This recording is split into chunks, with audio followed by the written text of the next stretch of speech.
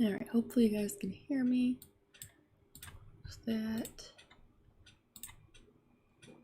And get that up. Okay, cool. So we got all the fun stuff going. Just kind of get situated here. Get my stuff over here, get some music on. Turn that down a little bit. Where is it?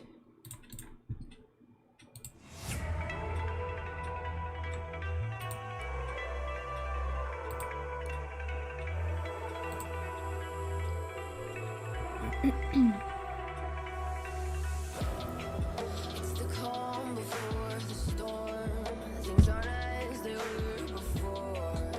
You best start bracing. Did you think you could keep us out? Shut the gates, forget All right. us now. Tides are changing. Brushes going here. Whoops. Oh, everything looks to be good. In order.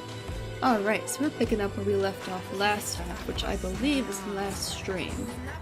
And we're just going to be working on cleaning up the sketches and getting them ready for Lineart.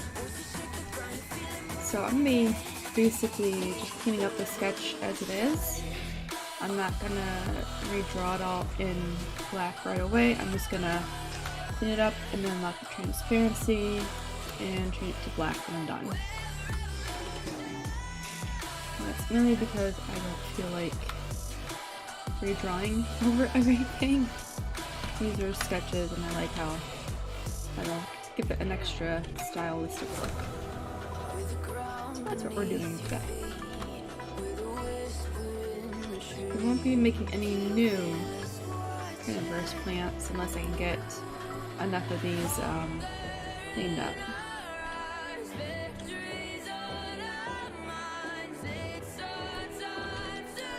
So yeah, that's what we're doing.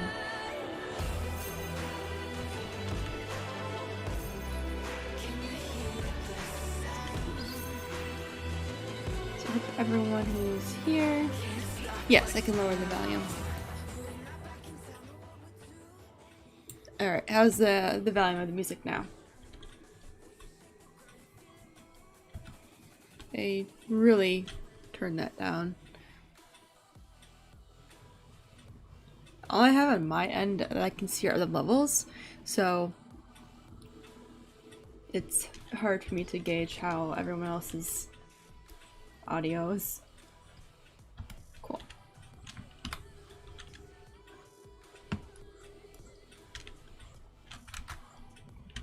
If it's too quiet, just let me know. But everything looks to be pretty good on my end.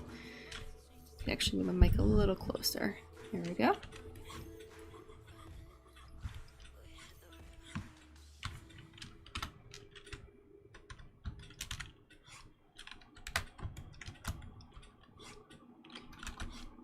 So I am working in Krita, and if you are new to my channel, welcome. If you're not, and you like to watch my tutorials and stuff, I definitely appreciate it. Feel free to ask me any questions you have with the program or how to do something. So if, you know, I have it open, I have a file open, I can definitely demonstrate whatever for you if I can, if it's something I'm familiar with.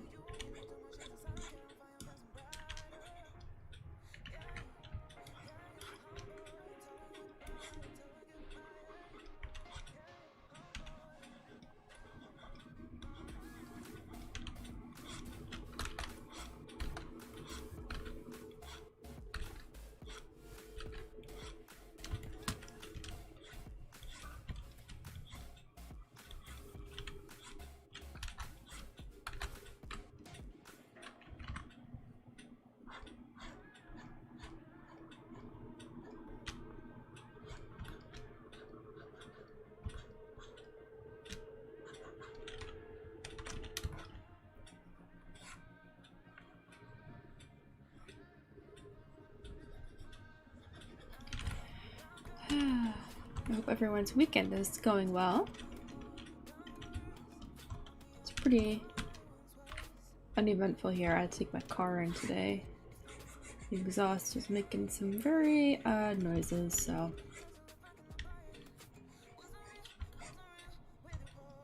hopefully I get that fixed for next week.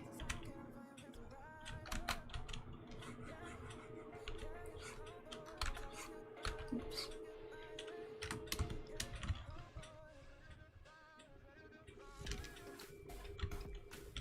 I had to get up early for that too, which kind of sucked, but it's not that big of a deal. I just hate I'm not an early person. But I was able to get some errands done early, so yeah, it's a productive morning, which is good. It's good to get things done.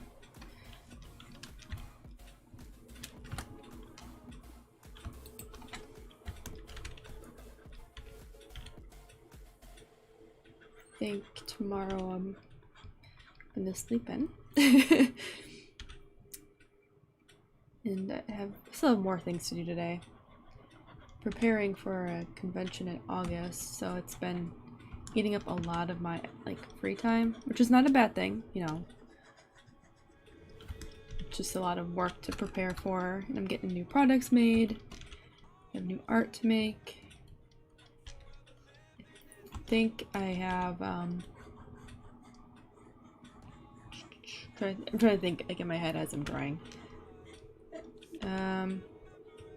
2 more characters to make for some sticker packs, and then after that I'm going to make some illustrations to go along with them, and those are pretty easy to get and to get printed as well. I have some mermaid sketches or finished work that I want to get prints made of, but a lot of conventions don't like nudity, which I understand. It's just annoying. It's just annoying to me. Oops. So I'm hoping. What else? If you watch my last studio vlog, you'll see that I have a list of things to get done. And I am slowly chipping away on that list. I think I have. Look at my calendar. So I have 1, 2, 3. I basically have 3.5 weeks to get it all done. Because the event's on the 7th of August. So, you know, it's fine. It's only a 1-day event too, so it's not I don't have to do too much. It's a good opportunity to show a new product and get a new display going as well. So yeah, just upping my game for that. And it's local. It's an hour away from where I am. It's also really early. I have to be there by, oh god.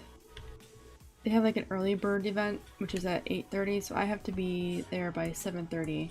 Have my table set up by 8, or at least by 8:25, and then sit at my table. I don't even know when it ends, actually. It's okay. I've been streaming for 10 minutes. It hasn't been that long. Welcome to the stream.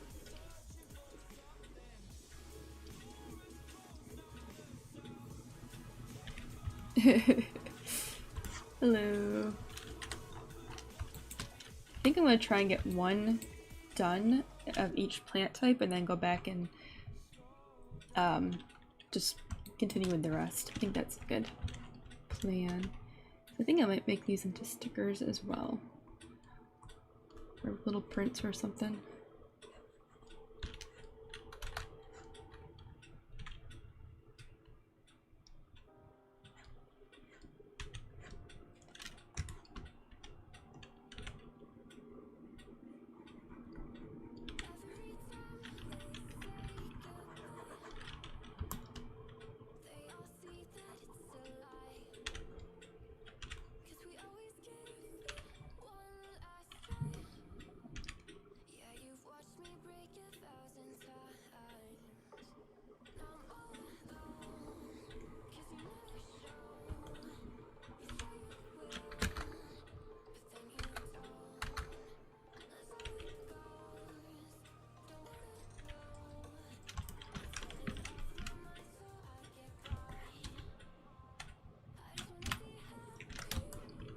think 90% of my work is just rotating the canvas.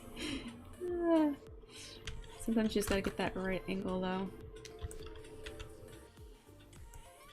Yeah, if you guys actually let me put this in this stupid thing. My YouTube. Get my Discord link up there.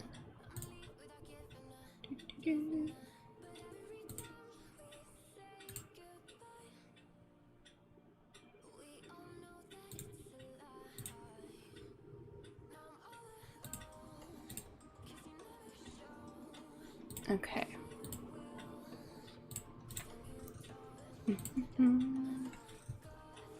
Actually, let me go back to... Let me do this the right way. So YouTube's like situation with streaming really sucks.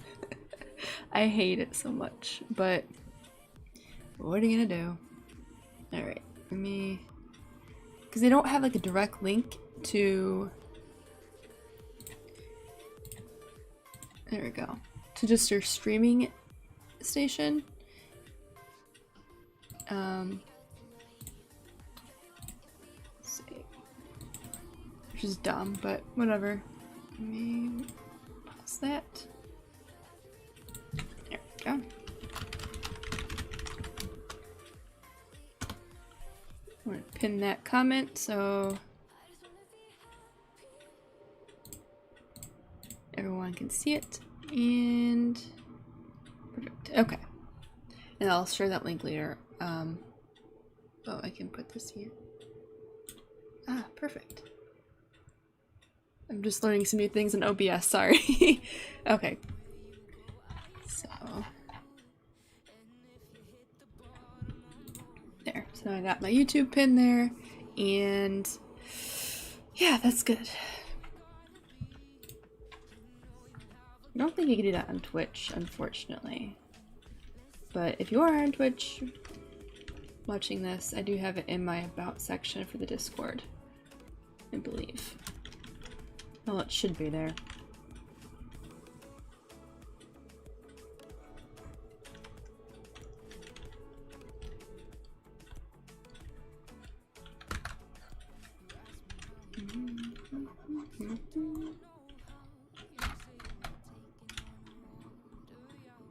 I'm kind of wondering if I should make some weird colored versions of these.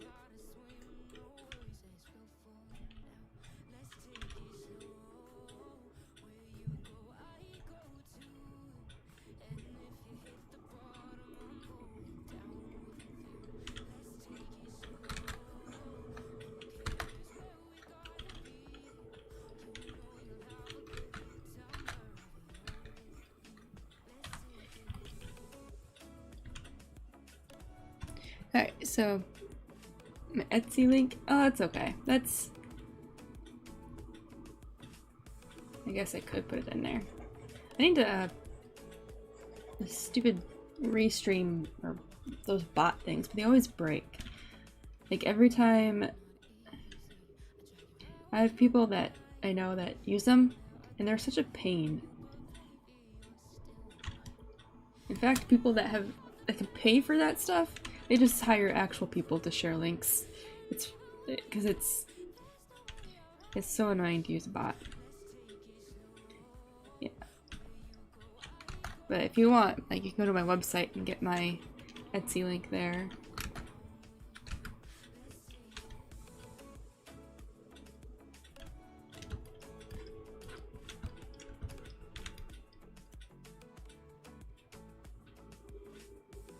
I need to make, let's see, I might actually redo my like overlay for my streams. And so here's my workspace where my mouse is moving, and like on the right hand side I'll either move this whole section to the left and then the right side will be all the information, or I'll just redo the bottom portion again. I swear, like, doing all this stuff is a never-ending process. But I don't mind it, because I'm learning as I'm going. It's just like getting it to look right and getting it to be easy to like read and see. So I know a lot of people always have the main like window either off to the side somehow. But I'm always worried about that being too small. I'm also not doing anything where you need a giant ass screen. Like what I'm doing right now, I'm just drawing. You don't need to see anything else.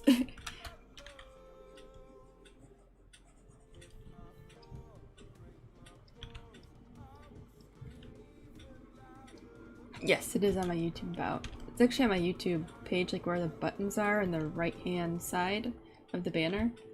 It's there too.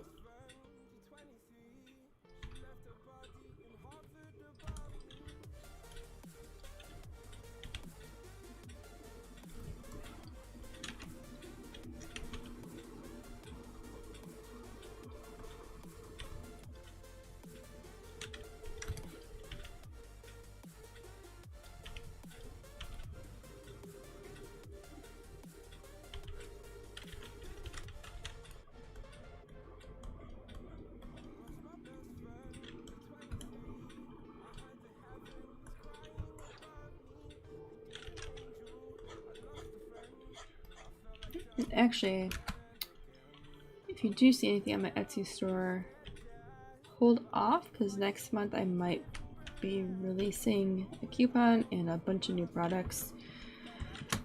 I have like all this stuff sitting waiting to be put up on my Etsy, and I just had I just need more time to get the photographs done.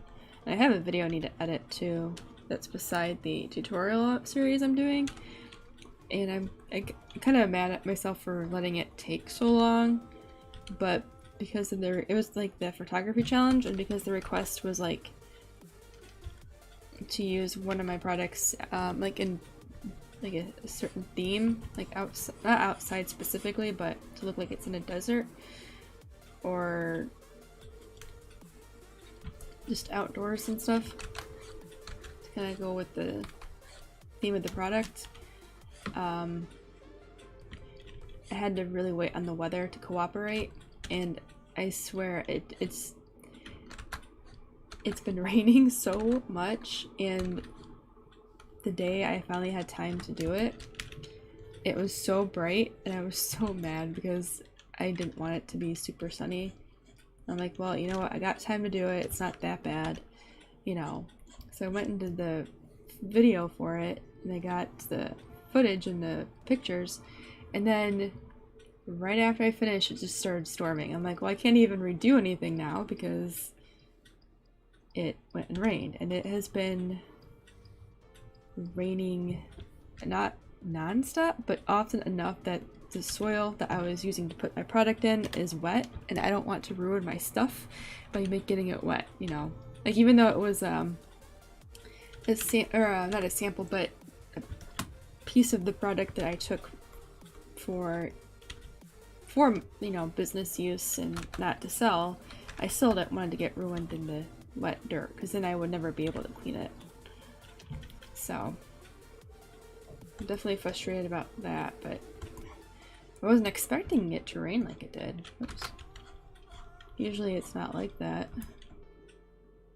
Actually, let me rephrase. Growing up, we always got a lot of rain in the summer, which was normal around this time of year. Flooding and all that stuff is normal. Like, it was normal to flood. I remember specifically being a kid and it flooded in my street, and, you know, being kids, we went to play in the flood water, which is not a good idea. Please don't do that. It's pretty nasty, but, you know, little me decided it was like a pool in the street, so that's what I did. I went to play in the flood water, you know. So it's been a while since it's done that here. So with all the flooding and stuff here going on, because we've had so much rain, it's like things are kind of back to how they were when I was a kid.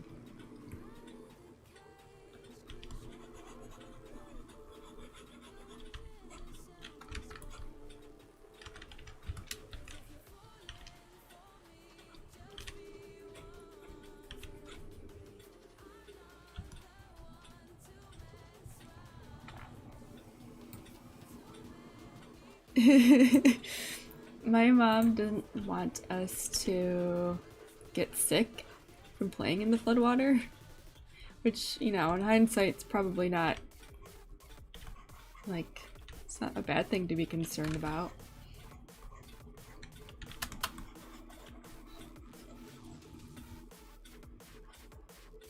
When you think about how many cars go through the street and all the dirt and oil and rust and who knows what is leaking from vehicles.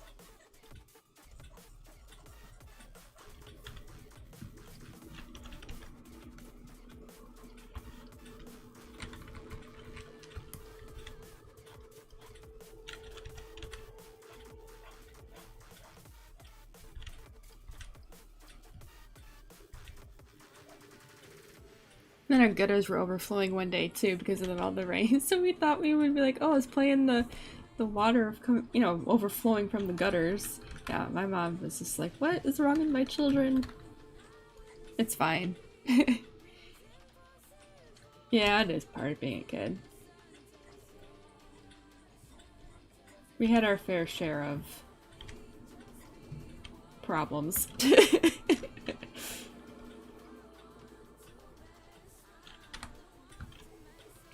Well, yeah, but if we're playing in the floodwater and we drink some of that water by accident, it's not a good thing.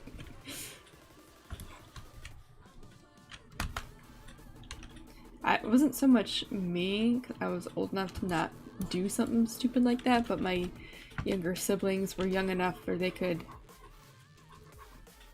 I guess, lay in the street, like the flooded water in the street, and probably float enough, or kind of swim, and they would probably digest the water. Probably not a good thing, but it's fine. I mean, I'm alive, so, you know, worked out. Maybe it boosted my immune system in the long run. I don't know.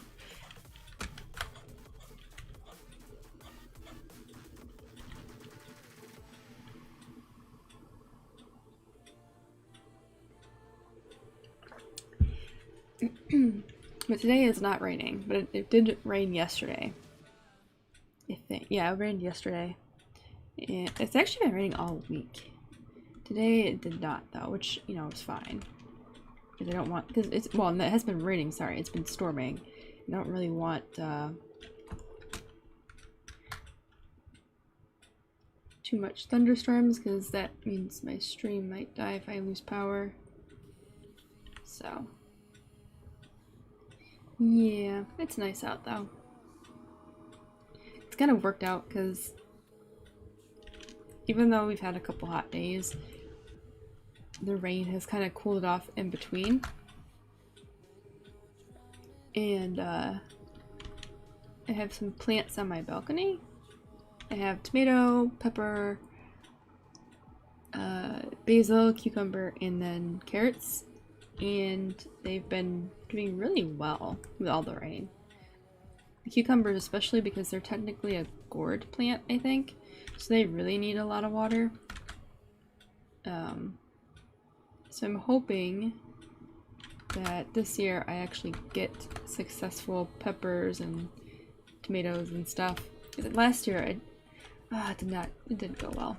Which is partly my fault. I think I stupidly put 2 tomato plants in one pot, which probably isn't a good idea.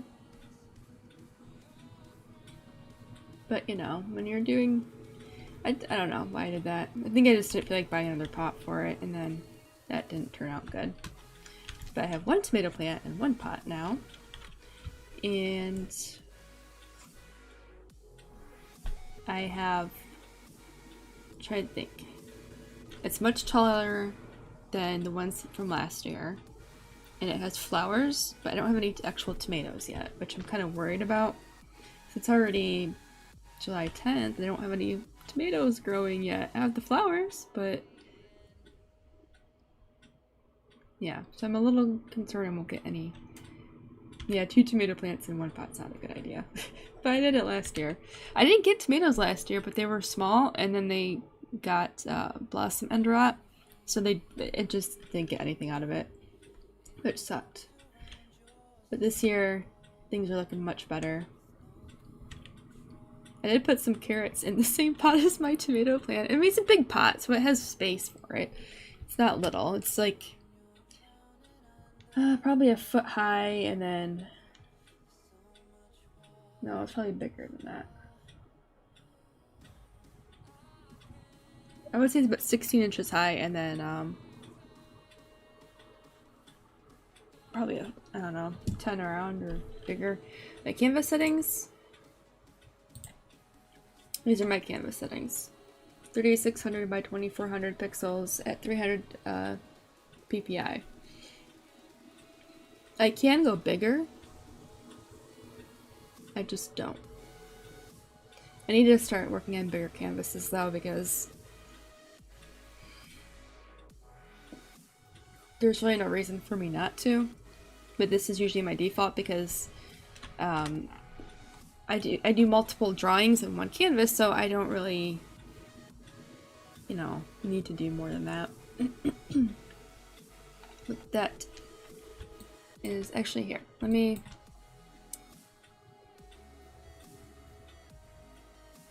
I can't do that. Put that back up. I'll just leave it there for a second just in case you need to write it down. But those are my settings.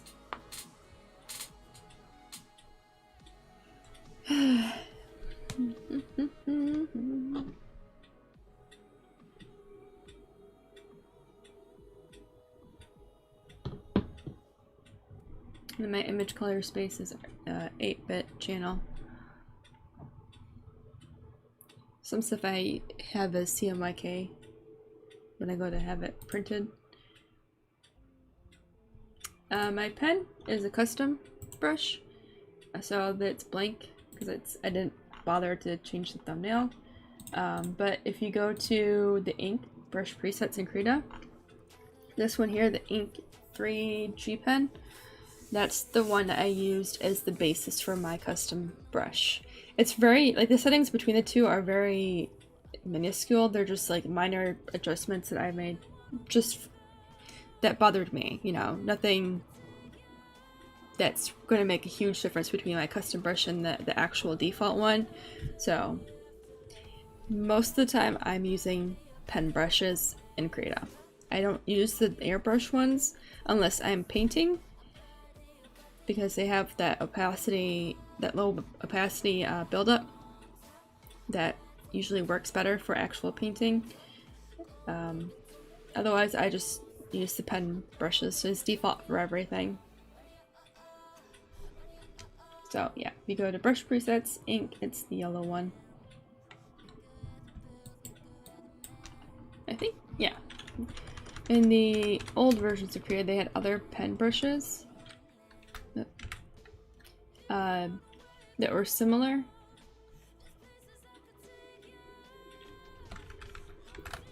But I figured, you know, I could bring in those brushes again, or I could just work with what the new brushes were like and then modify them to my needs.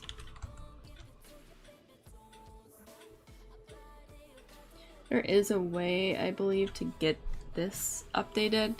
So if I draw here, I think, oh, maybe it doesn't do that anymore. Let me try. Alright. Maybe not. It used to be that if I put something in here, it would do the brush. It would change the icon. Maybe it doesn't do that anymore. I don't know.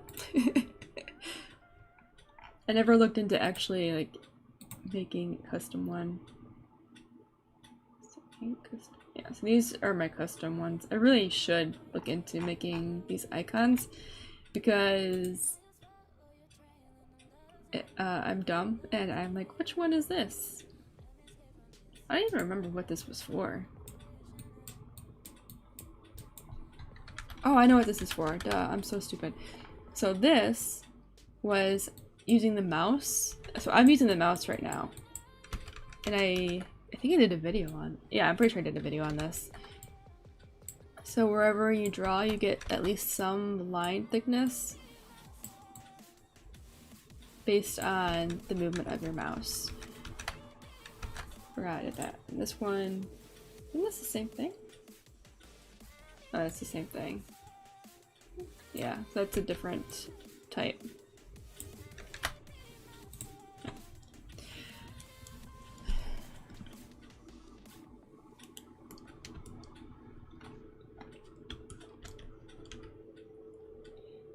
I mean, realistically, I should be working on a bigger canvas, though, because this is... It's pixelated because I'm zoomed in so much. And it's a small image on a large canvas.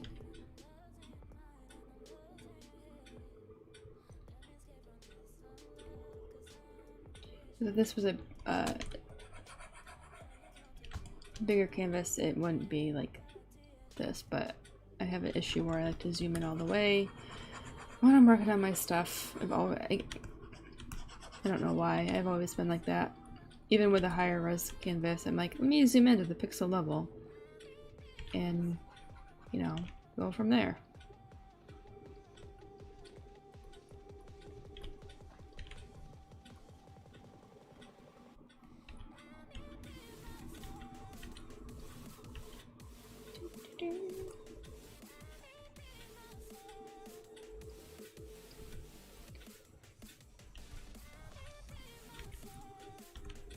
Kind of funny because I think I had like a workflow tips series where I give just some tips on how to do some stuff when you're drawing, and I'm really bad at following my own advice.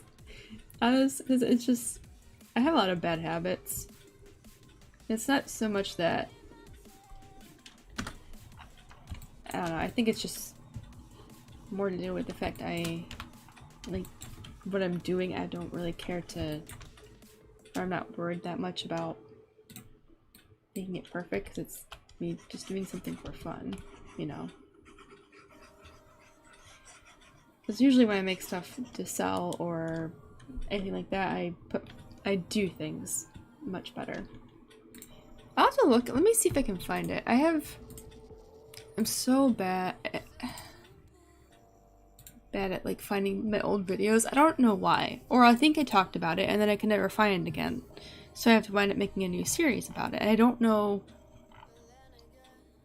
what, like, I don't know why.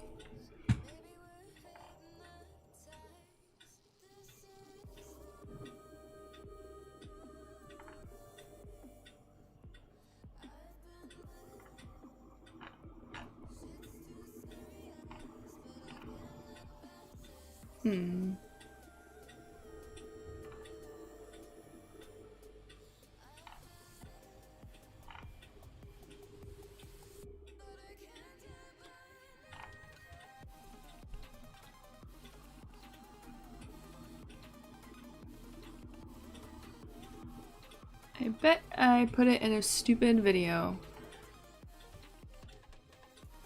Or I didn't even title it properly.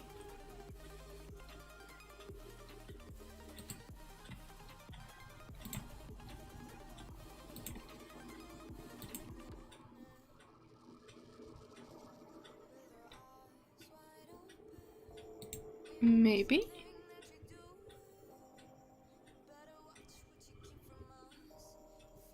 Nope. Alright, I'm dig for that. I don't know what I did. You know what, how about I'll just look at my files and try to find it. That's really annoying, because I know... It's okay. I never know, like... Oh, hello, Krita! Oh, I'm like all embarrassed now. I'm making carnivorous plants. So, I'm not doing anything special today. I'm just having some fun with that. We're cleaning up some line art that we did our last stream, and then colorizing, or not colorizing it, but basically, here, let me just redo what I did.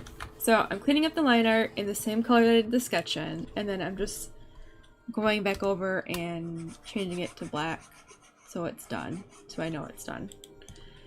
And I'm just going to be doing that for all of my types that we did in our last stream. So nothing too exciting, but I hope you enjoy nonetheless. So, as you can see, we used our reference image tool. Is that? Yeah, the reference image tool to get a lot of these images together. We have quite a collection going. This isn't even all of them. So, that's what we're doing today. It's just cleaning up some sketches without like redrawing the whole thing or drawing over it. Because kind of want some of that sketchiness to remain. That's okay.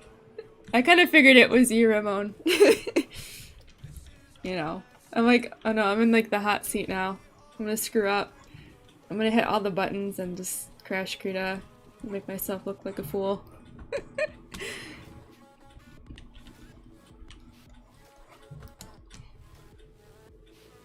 So yeah, I'm just having fun today. Nothing too crazy. Oh, if anyone doesn't know, Ramon is awesome. As far as I'm concerned, he's basically in charge of Krita. He has made a lot of awesome brushes for Krita, including the alpha. I think the alpha brushes. Let me see if I can find them here. The RGBA, yeah, the RGBA brushes. So these guys here, and then the watercolor brushes as well, which I am in love with. So if you haven't checked out Krita or seen Ramon's videos, definitely do so. All these blue watercolor brushes are fantastic, so thank you for those. They are beautiful. I use them in my art. I haven't used them in streams yet because I haven't gotten to that point, because the last work that we did in Krita was, I think, started in the older before those brushes came about. So if we have time today, maybe I'll use them for these. They're just, I think in Corel Painter, I use the watercolor brushes in there a lot before I switched to Krita. And the new watercolor brushes in Krita really give me that feeling that I had in Corel Painter. So I like them a lot. I don't do watercolor in real life anymore. I think I did it a long time ago, but you're welcome. Oh, nice.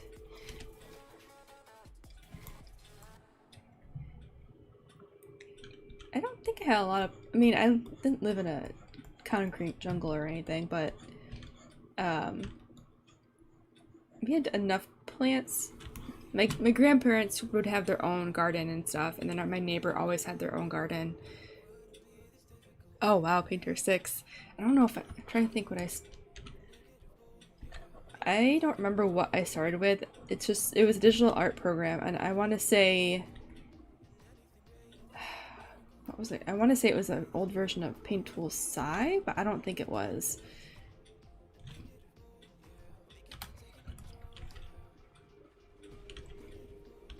And then I moved on to, actually, I don't think I ever properly drew in Photoshop. I never liked it for drawing. I'm like, I'll do my photo edits and actually, you know, and textures and whatever in there, but I remember distinctly trying to paint in Photoshop in college. I hated it. I was like, nope, I'm just gonna go back to Painter. And then I discovered Krita, I think my senior year, and I just stuck with that. I kind of kept to myself with that. I'm like, I'm gonna, maybe it was, no. When did I use Krita? I think I used Krita the year I graduated college, or a year after, because I don't want to pay for Adobe, and Corel Painter wound up getting so buggy, and it's so expensive for the amount of bugs it has, so Krita works really well. Oh wow.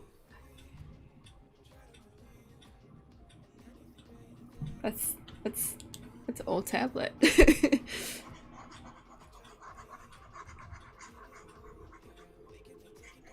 Man, some of those old, like, thinking it back to the older tablets. I don't remember. It was like, I had a really old Wacom one. It had like the plastic screen. So you could put like a piece of paper under it and trace. It was... I mean, it did its job, but... It wasn't, thinking back to it, it was not a good design.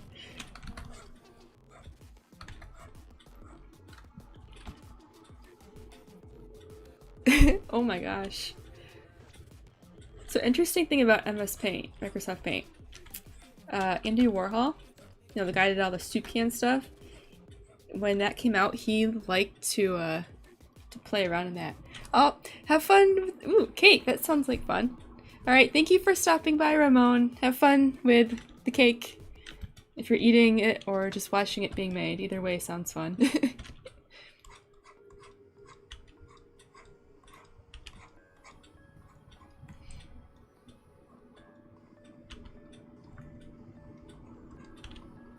That's cool. I'm all like excited. I never know. Whenever I make my Krita stuff, I'm always like, oh my god, I bet everyone at Krita thinks my videos are awful and that I didn't explain this right or something. I'm always paranoid about that. or I didn't even think that he would be coming into a stream of mine either. I'm glad I wasn't doing anything stupid.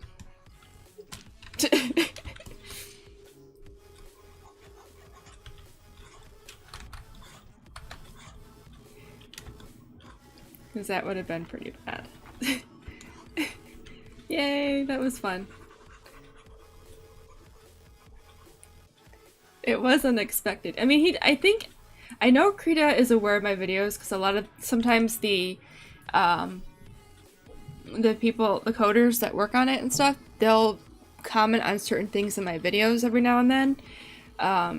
For example, the comic manager, the lady that worked on that whole system, she saw it and she was all, you know, excited because it's not something that's really talked about that much. So when I did the video on it, it was kind of a big deal because people, you know, she wanted to make sure that the information I was talking about was correct, or clarifying on something I had talked about.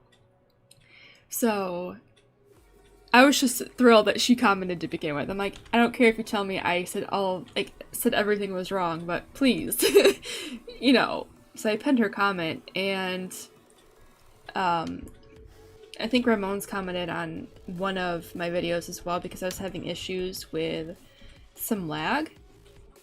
So I know they watch them sometimes.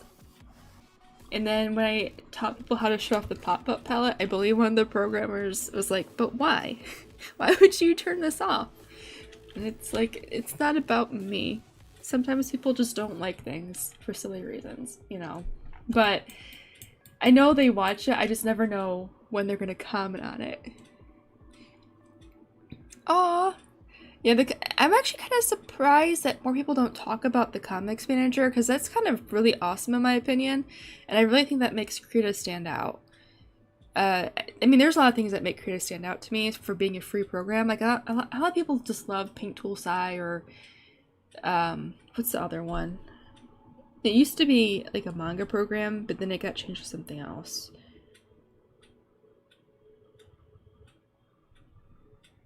Clip Studio Art, or Clip Studio Paint.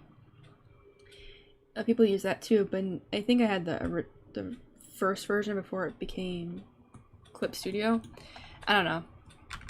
Krita, for me, if you want to do painting and illustration work and all that stuff, I think you should be using Krita. Everything else, I'm like, people like it for reasons that I don't think they're prepared to use it for.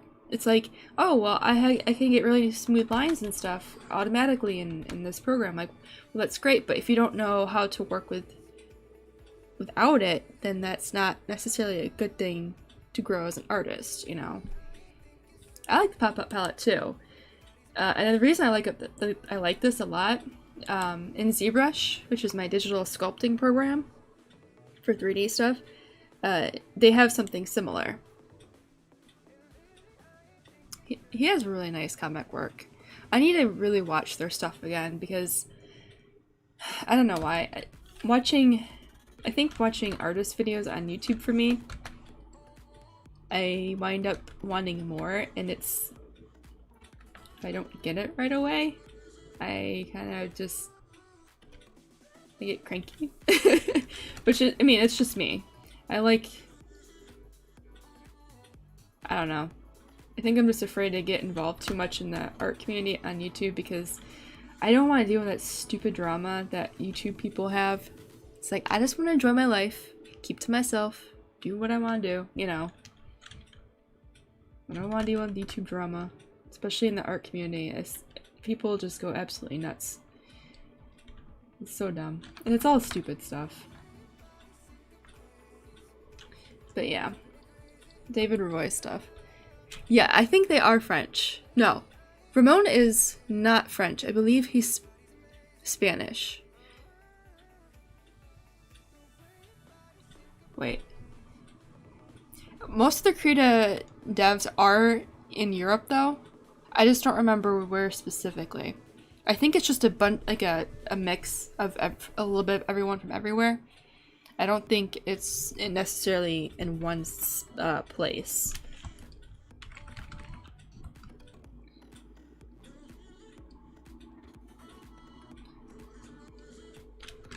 So, yeah, I think it's just a mix of people from everywhere, and then they do meetups. Or they did do meetups. I'm sure they still do. Or they do now. These things are calming down.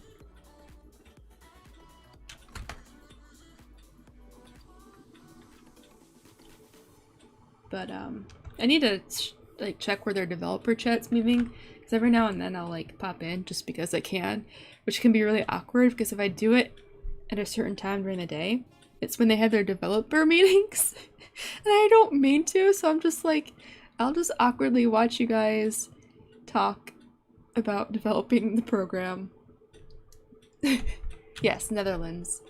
That sounds right. Because, like, I know it's one of those random little countries over there. But, yeah, so need to look at, and I think the first time I went in the developer chat with my like, just call me insane username. Like, they knew, oh, okay, no worries. They knew who I was, which was like the most, it was a weird feeling. It's weird. It was weird. So, I know they're aware of me. I probably embarrassed them.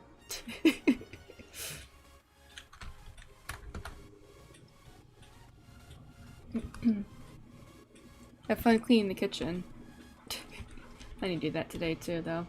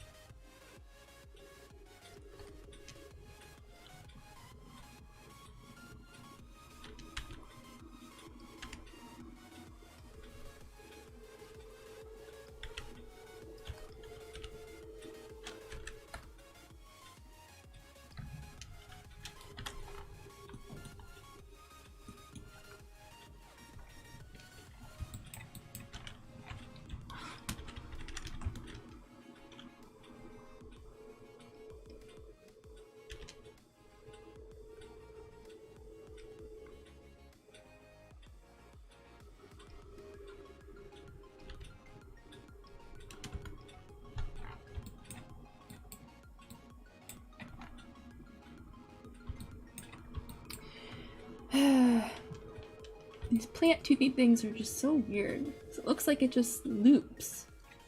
But at certain angles it looks like it's just a line. We're gonna loop it. Give it some interesting look here.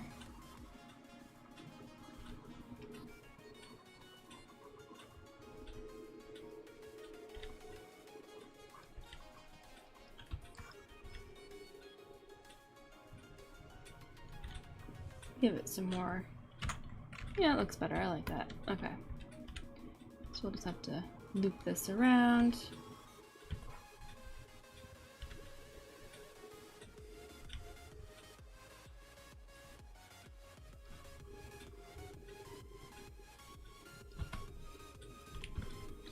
Probably have to move some of this closer, which means I gotta make more of these, which is fine, but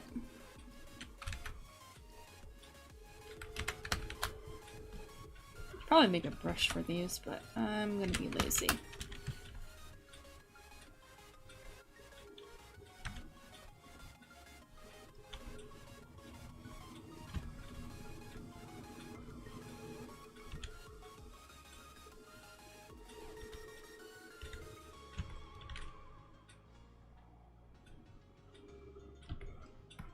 That looks good. Yeah, I think that looks much better than just this here. And then when I color, I can add the definition of the end and the start of this little, I don't even know what you call this. Like the outside of the Venus flytrap head? Like a head? Is that what you call it? I don't know. Don't know the anatomy of the Venus flytrap.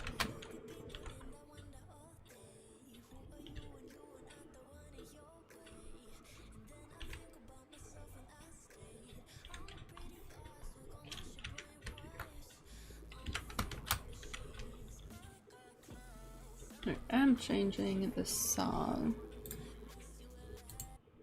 Wait, that's not even. Oh, yeah, that's right.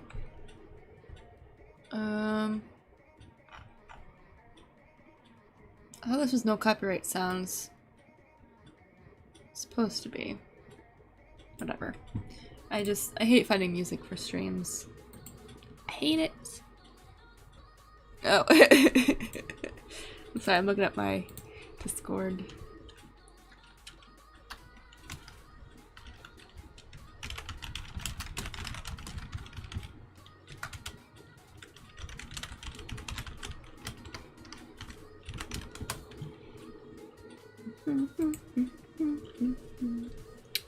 Alright. I need to look into getting the music again from what do you call it? What is it called? The homework radio? Or lo-fi girl? Without getting a copyright claim. Because holy crap. I think that's better than no copyright sound, just because it's more chill. I have to figure out how to not get a copyright claim. It doesn't hurt my channel, but I don't think it it helps all that well. So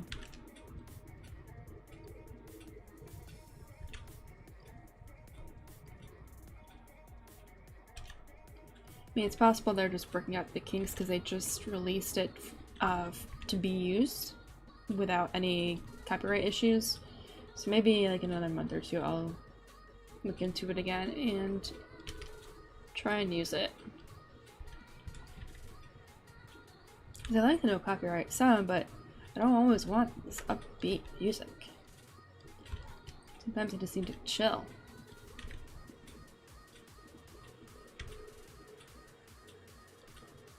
When is my next stream? So I might actually change it to an art stream. I know I had it as a game, the 25th. Yeah, I might change it to another art stream. I don't know, because that's going to be the week before my convention, and I'm going to need a lot of stuff done. So might be doing some more art just to finish off whatever isn't done, which is probably just going to be stickers and prints. But I have to look at, well, actually, we'll see, because I have to look into how slow Costco is with prints to get them shipped here. I used to just go to Costco in person and get them, but they shut down their photo centers, which really sucks. I could just go and get 70 prints made and wait, and they'd be done. within like 20 minutes. And it was fun because then I could print my stupid art, like this, like literally like just really funny drawings that I had, and I could. The poor Costco guy. I have this potato print. I'll bring it up. It is for sale on my Etsy if you would like to go buy it when you see it. So let me bring it up here. Oops. Where is it? Where's my potato guy? To print. The heck? Where did I put him? These are stickers. Yeah. So I have this print. I'm a potato, you know. I'm a potato. It was just really dumb. I don't know. I felt like I had to draw the potato, okay? This is actually... people like it. So I drew it and I was printing those out and I knew the guy was just gonna be like, why is this girl printing these weird potatoes? But he laughed at it because he thought it was just funny.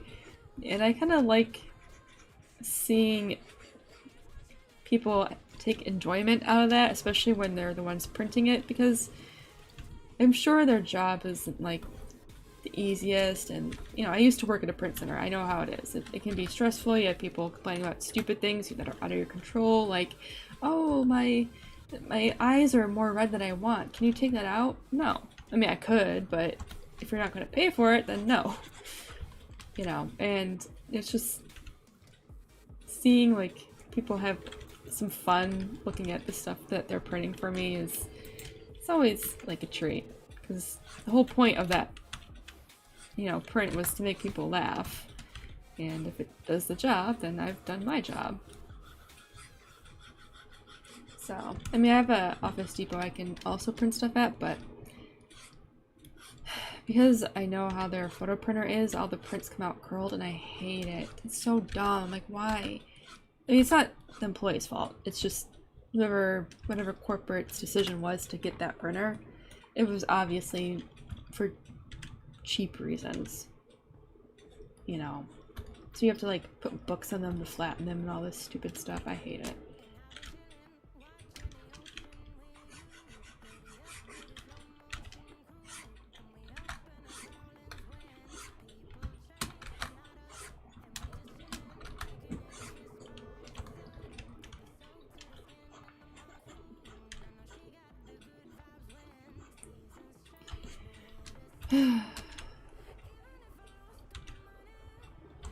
So, yeah, let's get rid of this.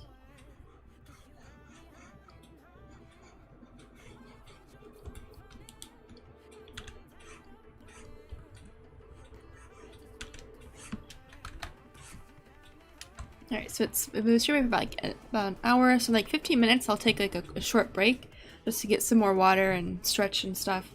I don't want to be sitting too long. It's not good for you. Stretching is important. Should probably make a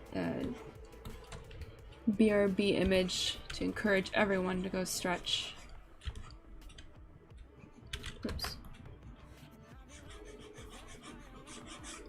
I need to do a lot of branding stuff like that. I think after this convention, I'm gonna not focus, but work on that. I mean, I have so much to do. I have a Kickstarter that will be coming out in end of August, early September. I've been working on that. It's gonna be another enamel pin one. And I have, oops, a lot of pins I'm gonna be doing for that. I have new designs, new artwork. A lot to do. Yeah, I like to sketch better on this. I think these fly traps work better with color because there's more to them versus line art, which is fine. Alright, so I finish the toothies. Alright, after I finish the toothies on this side, I'll take a quick break.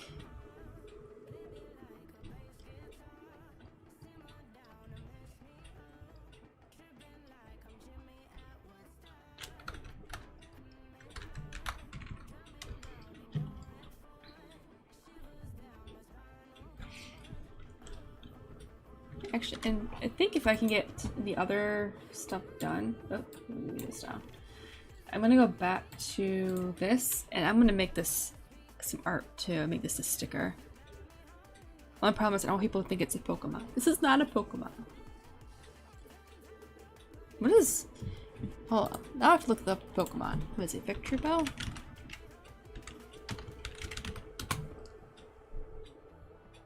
Okay, I wasn't sure if his eyes were like bubbly eyes. Excuse me, like I have drawn here. Okay, yeah, so it's not like that at all on any of his evolution. Well, his middle evolution's kind of like, no, it's not like that. It's different.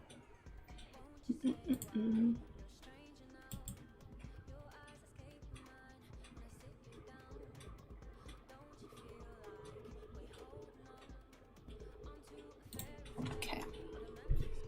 So put that back on.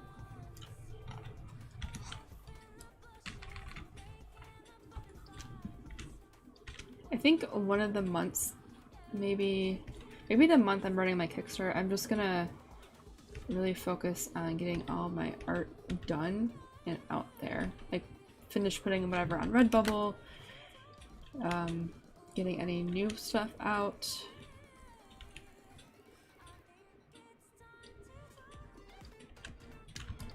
I still have a lot to put out there. It's so time consuming though. I mean, I think I've spent probably 8 hours just to get button files like set up and sent out. Now that's a whole day's worth of work. You know, making sure, oh, is this gonna be the right background that I want? Is this gonna be the right colors? Test printing. So much. I thought about buying my own button maker, but they're expensive. I don't have the space for it. It's actually cheaper for me to just buy the buttons. Especially when they have different sizes and different shapes.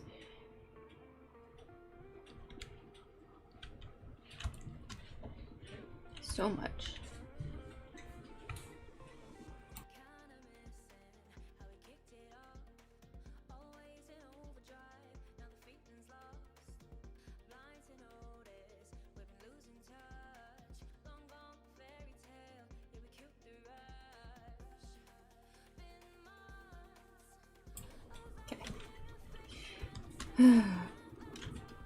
Uh-oh, this Krita tablet's being weird. There it goes.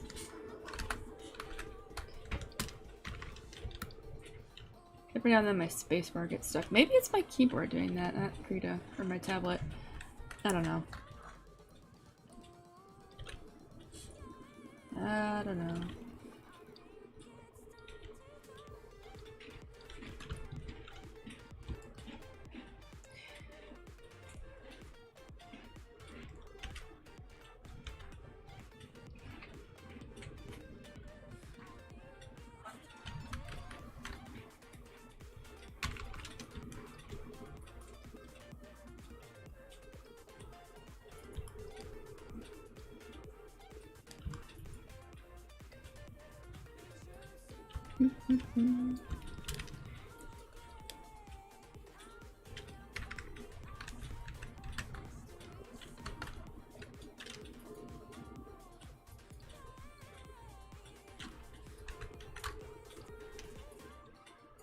Alright, and then once I get these teethies done, I'm going to go back and refine them a bit, because they're not supposed to be the same length. They're supposed to be different lengths, but for placement, this is going to work for now.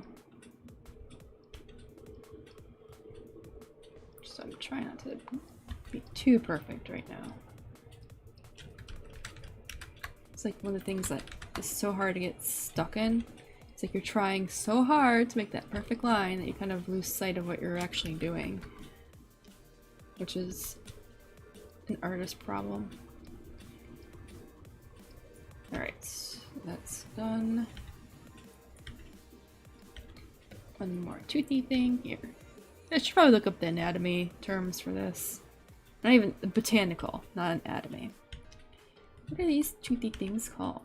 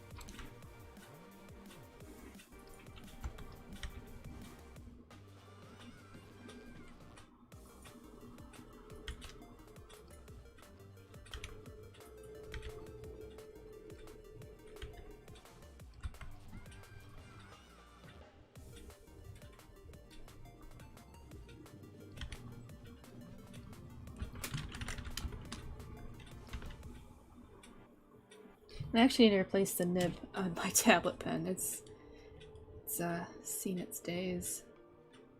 So I think before I either do my next art stream or I'm gonna have to replace it. It's definitely worn down. So if you have a tablet and you have a tablet pen, I highly recommend making sure you stay up to date on placing the nibs. They wear down pretty quick. That's for either Wacom or Pimeon or whatever else.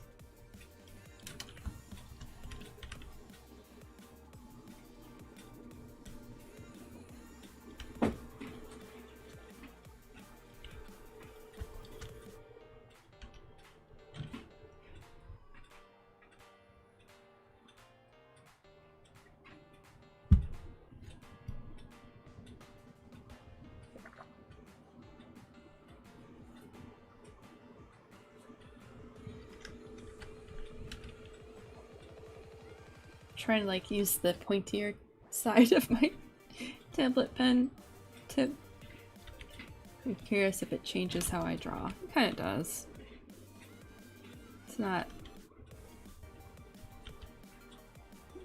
drastic enough for me to worry about though.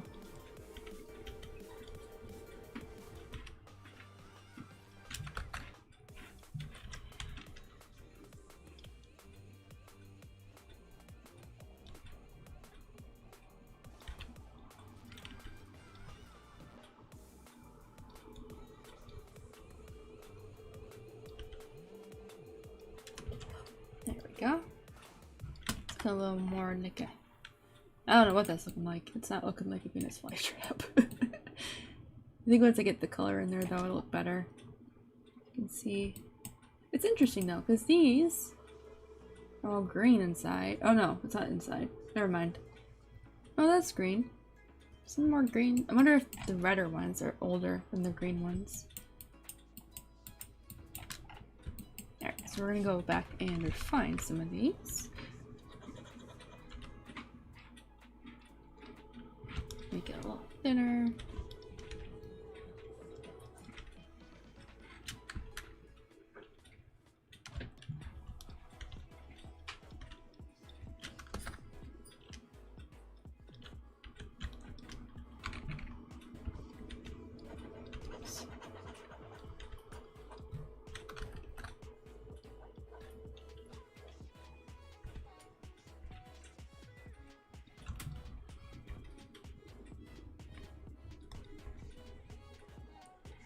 Okay. It's looking better. And if you're watching me like try and erase something and I wind up hitting or scribbling instead, it's because I hit the button too fast and I did not hit the E key, or I didn't keep it on. I hit it twice by accident. Or I'm not paying attention and I hit it and then I unhit it. Or activate it and deactivate it. I don't know. I do it all the time. It's a me problem. not a tablet or creator problem.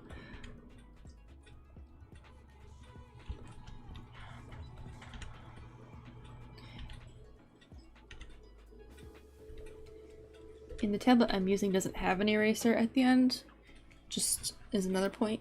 That's why I use the E key for the eraser. I personally don't like the eraser button on the tablet pens. I think it's a waste of time for me to keep turning my pen upside down like this, and then I erase, and I do it again. It's, I don't know, I can just hit the key. My keyboard is right here, my hand's on the key already. I can hit the eraser key much faster than I can turn my tablet pen upside down. Remember I was watching someone do that, just turning the pen upside down for the eraser, and it drove me nuts. I'm like, it's taking so long, and you have to find your place on the screen again. You know. Right.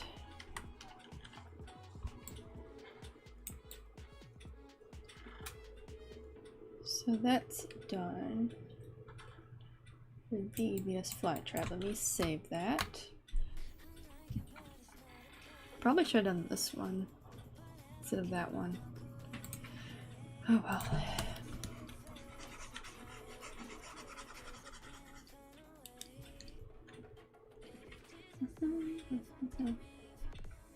Alright, so we got Venus flytrap, monkey, cup, pitcher, cobra lily. Ooh, let's do the cobra lily. This one's a weird one. Let's I kind of want to do the one that we put eyes on because that's fun. So we'll do that one. And then I'm going to take a... Hello, Fabulous Jumper!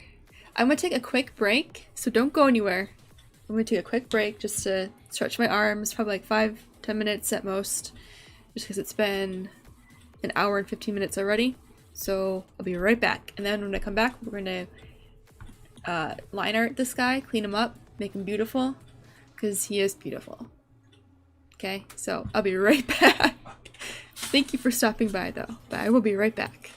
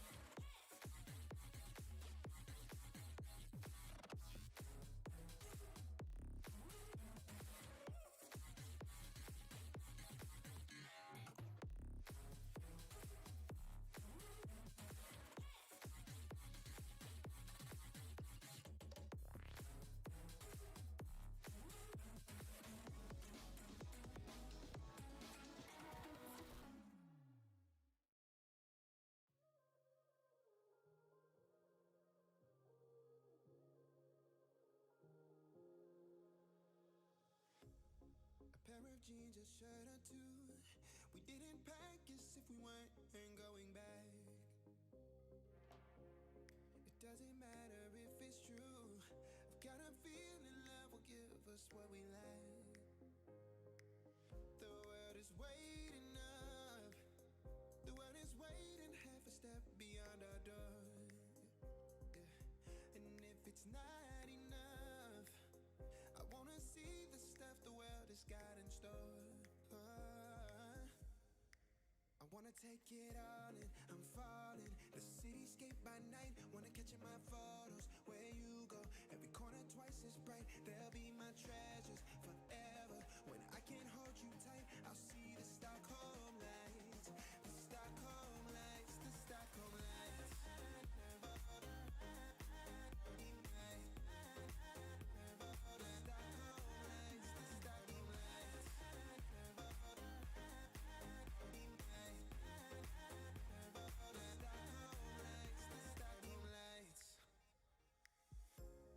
Tomorrow feels a year away, like the seconds, the beginning and the end. But if in time it's yesterday, your picture's gonna bring it home to me again. The world is waiting up. step beyond our door. And if it's not enough, I wanna see the stuff the world has got in store. I wanna take it all in, I'm falling. The cityscape by night, wanna catch in my photos. Where you go, every corner twice as bright. All right. Sorry, I had to do some stretches. It's very important to stretch. And I've been sitting at the computer for much longer than I normally do, so I need to make sure to take some breaks, because the last thing I want to do is get carpal tunnel or whatever, because I've been sitting here for so long. Oops.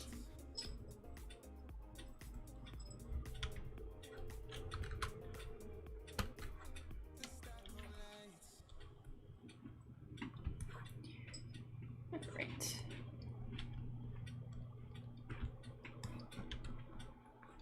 So, we're gonna work on this guy. We're gonna keep his top hat and monocle.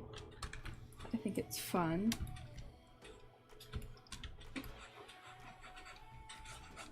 And we're going to clean this up.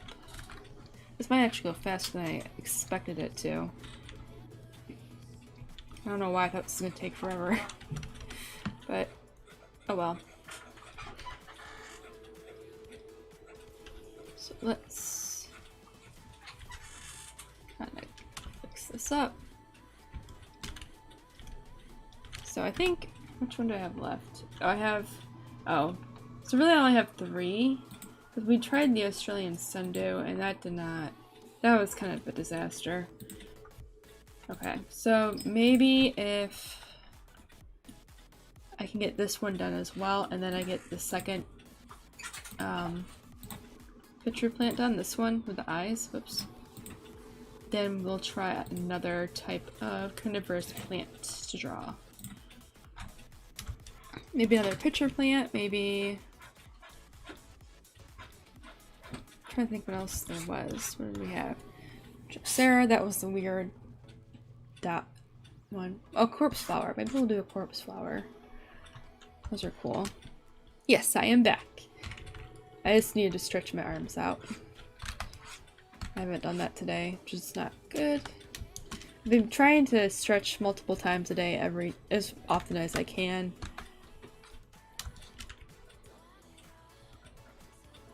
And if you don't stretch, I recommend it, because as I've been doing it for the past few weeks, it's really made a difference. Like, I don't feel like my legs aren't hurting or they're not cramping and stuff like that. My arms don't feel as cramped or cramped at all. My shoulders especially. Like, if I don't stretch, I notice my shoulders are more likely to hurt when I do something, or if I lean the wrong way, which is not good. You don't want that. You don't want any pain in your shoulder at all. It's not good.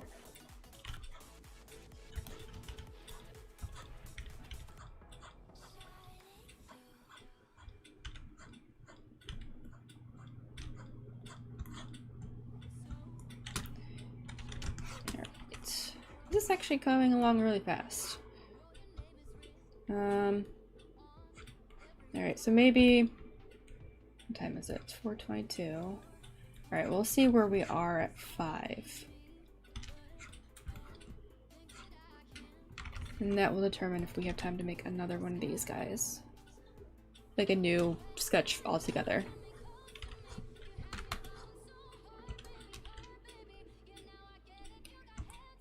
Yes, it is Krita.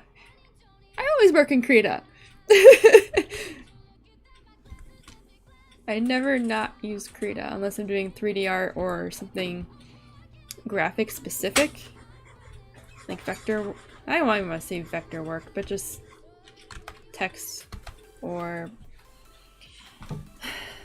signage or something. Like my overlay is made in Affinity Publisher. So it's graphic specific stuff I'll use in Affinity products, but all of my illustration work is done in Krita.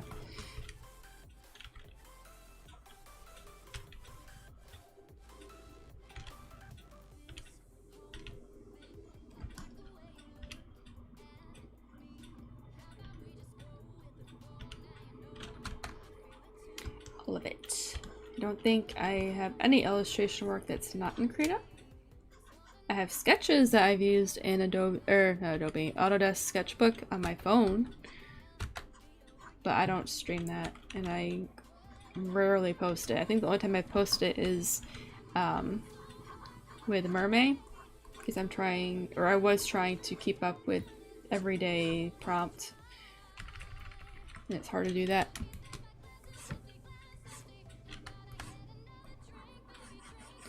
So maybe the next stream overlay that I make, I'll have program information, just like my general setup. That way people who come in, or they're like, oh, what are you using? Can say I'm using a Huion tablet. Hope I said that right. And Krita. And then put all that fun stuff in there. I won't put any computer specs because it's an older computer.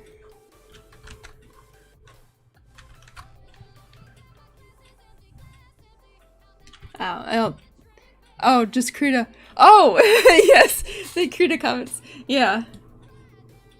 Yeah, so, yes, we missed you, Rue.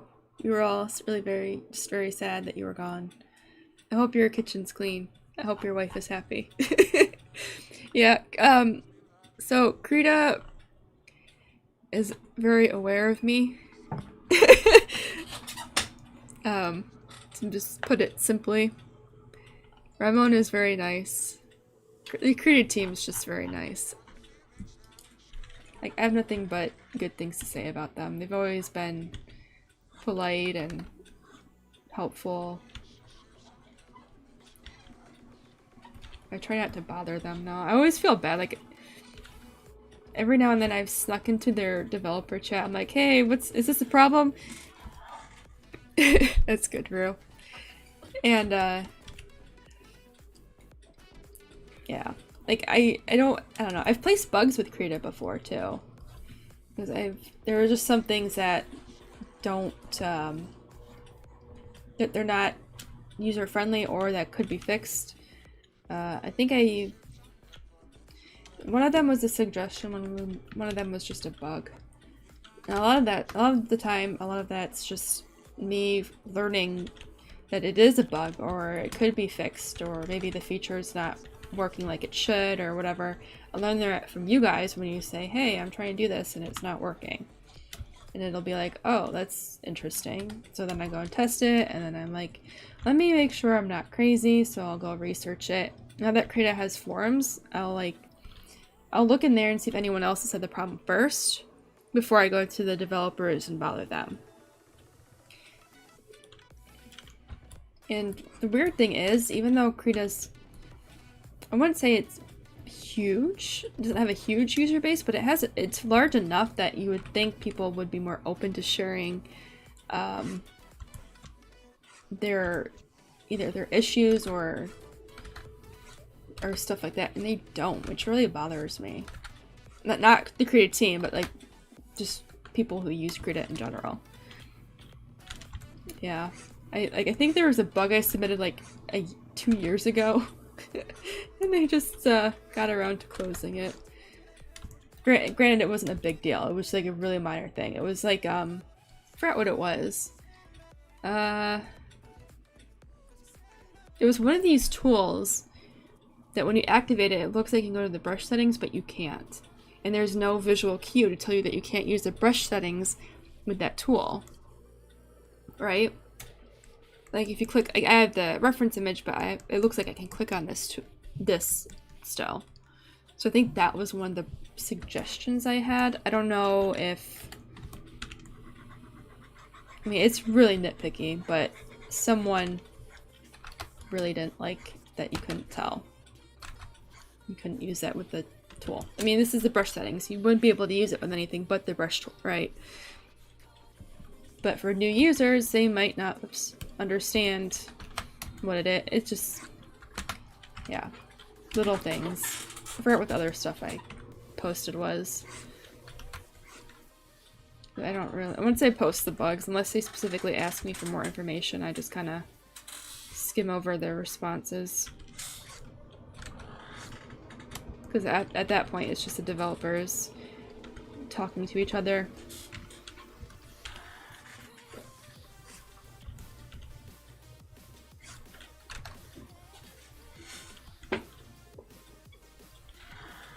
Sometimes I do look at the bugs though, just out of curiosity to see what is going on. And they have a lot of stuff. I was thinking about making a video about how to post a bug for Krita, but I decided against it because I didn't want a bunch of new users who had no idea how to use Krita placing a bunch of bugs and then just totally ruin developers' day with non-issues, you know. Ooh, weird lines shoot out from the brush. That's weird. Is it a graphics issue? In French. I don't think, for my bugs, they didn't talk in French at all. They spoke English.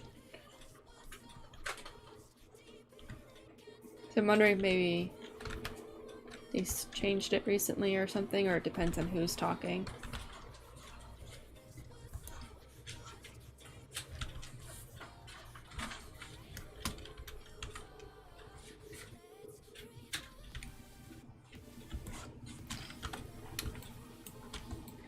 Nick's so funny.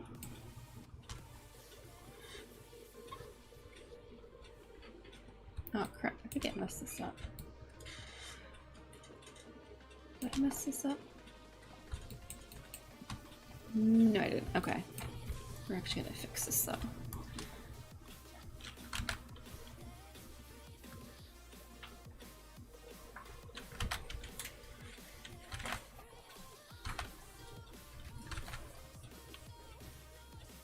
Oh, that's cool.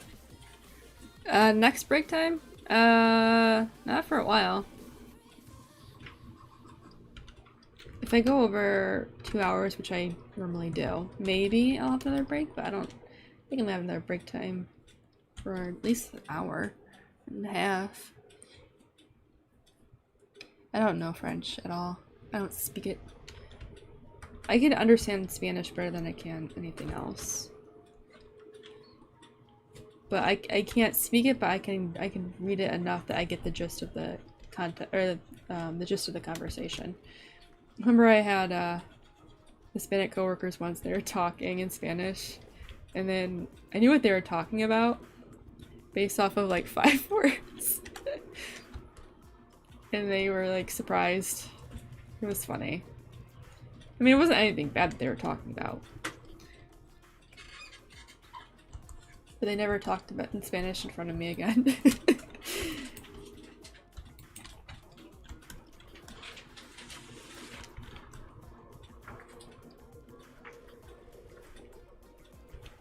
I think the funny thing was I had a coworker who was Colombian, and for some reason she went to a Mexican restaurant and they didn't think she spoke Spanish. And they were mad at that she didn't want like a certain type of thing in the food. And so they were complaining about her in Spanish, and she's like, I can understand you. Like it was like the most bizarre situation ever, because she clearly had an accent. Like, how do you not know that's a Spanish accent? It's just, it was weird. So if we're gonna talk, oh, the gaming streams. So if you look on my either my Twitch homepage or in my Discord or on the YouTube community page, it should be on the YouTube community page actually on my channel. It is, if you scroll down a little bit, I have my streaming schedule there. Can I pin that? No, I can't. So the next stream is the 27th of July, and it's supposed to be a gaming stream.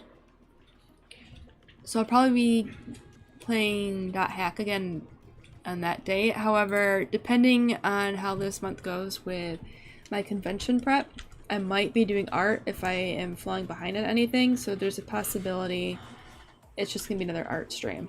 I'll know the closer I get to that date, and I'll make an announcement if it changes. If it's not going to change, then I'll make no announcement. So it all, like I said, all depends on how much, if I'm behind or not in that convention prep. I should be okay though. I've been making sure to stay ahead of schedule for everything. So far, so good. For ordering my stuff, I'm on schedule. For completing new products, I'm on schedule. I'm actually hoping to be ahead of schedule by tomorrow. So I'm probably going to finish some other stuff off stream for some other art. And I'm probably going to use some of these illustrations of these plant things, carnivorous plants, as some stickers. Maybe some prints, I don't know.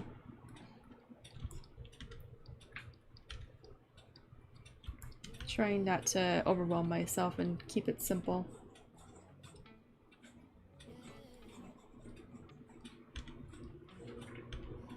I think the only thing that I probably won't have time for is I was hoping to get like a binder of my work together, like a portfolio. But I don't know if I'm gonna have time for that. Hold on, let me just link. Let me see if I can link that. Oh, I can. Awesome. So let me get that. Alright, there we go. So that should take you to the community page, to that post directly for my streaming schedule. Oh, nice. Yeah, I'm excited about shows. So some shows that have happened so far, from what I've heard from people, the turnout has been low. However, even if the turnout, well, this is also like earlier in the year, even though the turnout was low, they still had pretty good sales because people were so tired of missing these things, and they just missed the show environment and, you know, going out and buying things and stuff. The only events that haven't really disappeared are the outdoor ones, like the Renaissance themed stuff and that sort of scene. Because I know someone who's been doing a bunch of outdoor cons since forever. Like, it's probably her most successful ones. Her stuff though works for it. I don't have anything that's fantasy or Renaissance themed or Dungeons and Dragons themed. In the future I might, but not right now. You're welcome. You're welcome, Fabulous Jumper. I wish I could pin stuff. Like, on Minds, the social media platform, I can have like 10 pins if I want, which is really nice. But on Twitter I can only have one, and YouTube doesn't have that in the community page, which is really annoying because if I'm trying to announce something specific that's important to always look at, I can't make it the one you see first. I don't want to complain too much because every time people complain about something with YouTube will change something totally irrelevant and make it for the worse. So YouTube, if you're listening, don't worry. It's fine. I didn't complain about anything. I said nothing.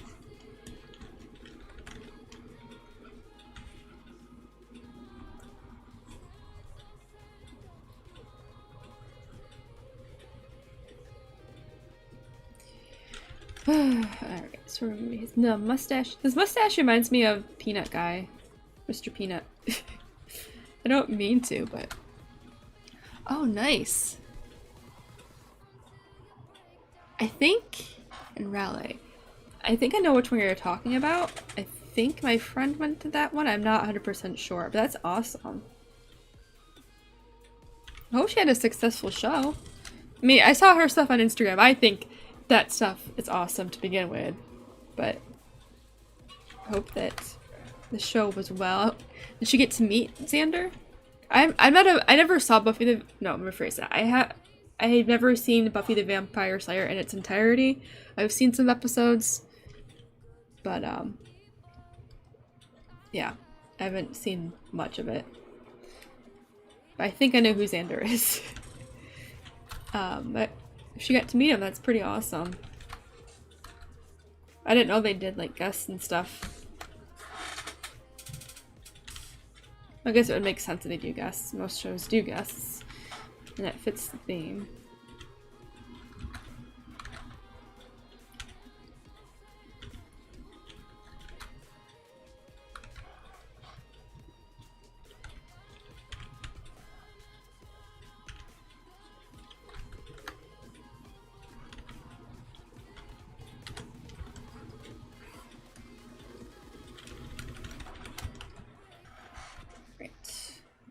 I gotta do the top hat here. I think I'm gonna do it like this.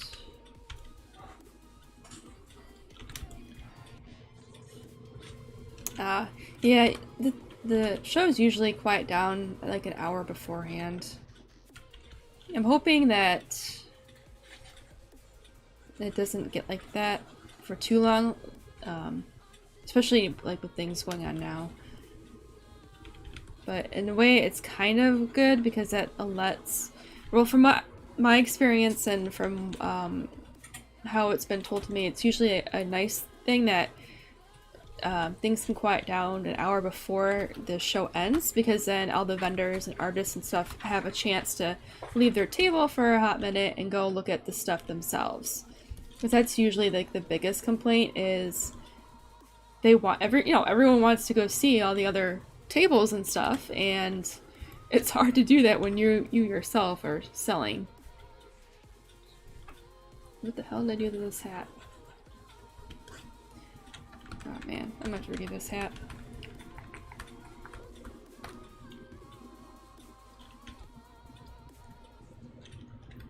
Awesome. Yeah, I know a lot of people like Buffy. I mean, it's genre-wise, I don't know why I never... I think maybe at the time it was out, I just had other things my kid brain wanted to focus on, like video games and playing outside. My parents encouraged being outside and not watching TV all the time. So I think that's part of the reason why I missed a lot. Oh, that's nice. It's like a little family event. That's cute. I love when that happens. Like when you can bring... I love families that like work together to run the table and stuff. I just think it's the cutest thing ever. My stuff is not geared towards children or at all, but it's just nice to see families doing something together, you know. I think it's important to do that.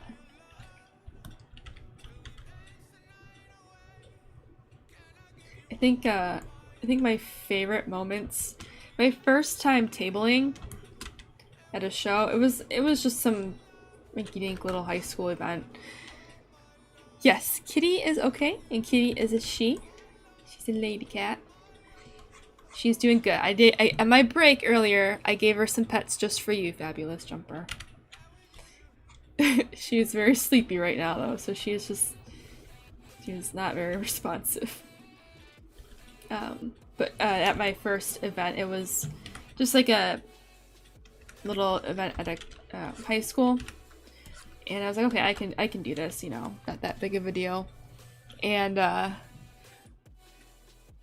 this little kid, I have like 3D printed air planters, and they're really light, and they're not, you can't break them unless you really try hard.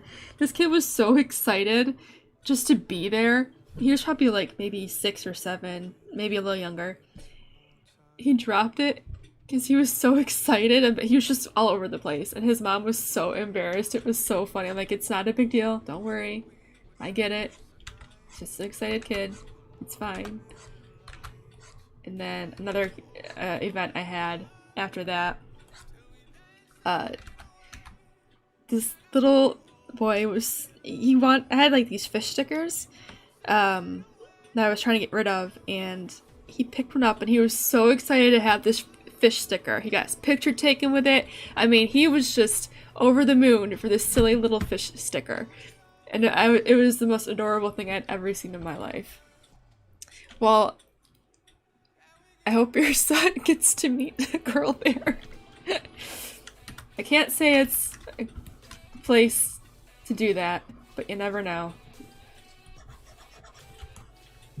I'm gonna leave that head alone. I don't know why I'm having such trouble with it.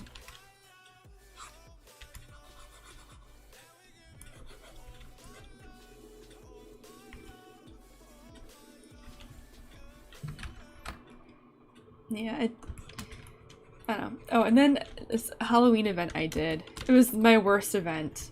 I was not prepared for it. It was horrible. It was my fault though, not anyone at the event. And they had like a costume contest, which is, you know, most events have contests like that to begin with, but because it was Halloween, people got really creative. And there is this family, the husband, the wife, and their baby, and they were pasta. And the baby was like the meatballs or something, or the spaghetti. It was just so funny. And they rolled the kid around in a wagon, like a toy wagon, dressed as the spaghetti. It was adorable.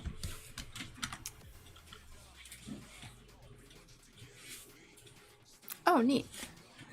Yeah, I go to events to sell. I don't have a lot of time to go for fun. So it's how I can justify it. I can go to the event while also selling, so I can still go experience it and, you know, not miss out. Why is this hat giving me problems? Whatever. It's just how the hat's gonna be for now. Yeah. I don't think I'll do that. I was thinking about doing that Halloween event again this year, but it's very family oriented, which is fine. I just don't really plan on making my stuff family friendly.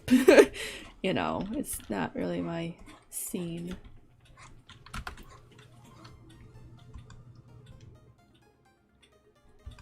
Yeah, I can understand that. If I were young and helping my mother out, I'd probably go for the con stuff more than to help sell as well. I remember the first convention I went to.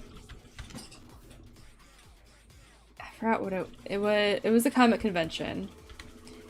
And I was just so blown away by like how cool it was. People were dressed up. It's just really fun to go and hang out. You know, it's you go for the experience. We don't have a lot of high school events here, surprisingly. Which is, I don't know why that is. I think...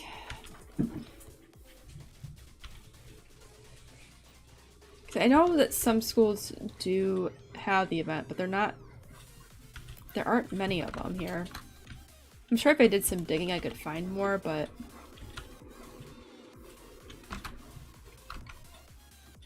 There was one that I was gonna do again. Just like a cheap high school show. It was the first one I did, so I'm like, you know, I'll just go and try and get rid of some of my old stuff.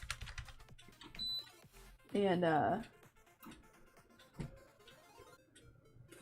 you unplugged my printer. Sorry, my boyfriend's switching plugs.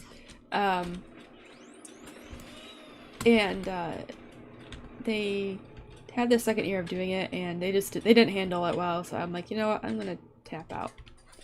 I think for the high school ones, the people running it don't realize that the vendors and artists that go there aren't, like, you gotta treat them with respect. You know, you can't just, you know, be crappy. Actually, I'm gonna erase this. So I tapped out of that one, which I kind of felt bad about, but I'm like, if you can't run this properly, I can't participate. And I was nice about it. You know, I gave him the honest feedback, like, hey, you know, you gotta work on this. Oh, yeah. There we go. So I'm gonna use the shape tool to get the eye and the monocle on there. So he's almost done.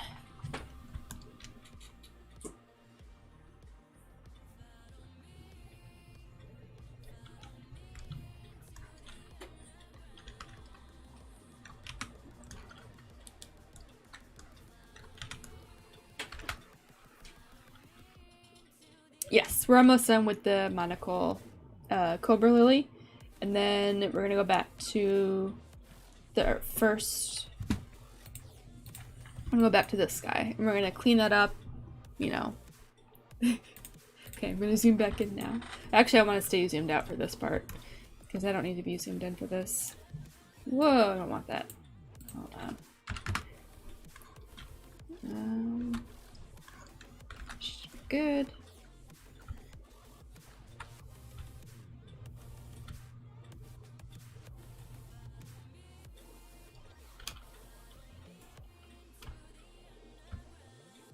Alright, so we're gonna get his eyes. Should be good. Fix this pupil. Move that center. And now we're gonna do the monocle. Yeah, that's a pretty decent sized monocle.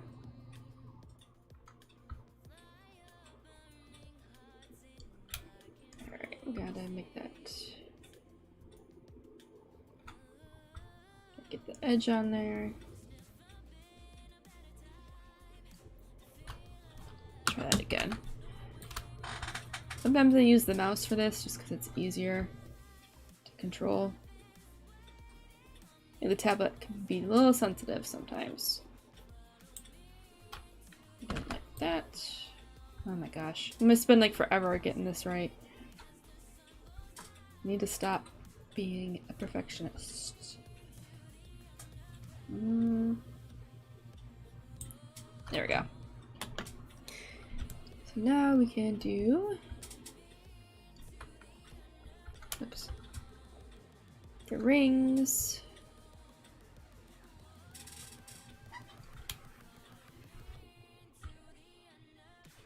What I could do is use the brush that I made for this, but I'm not.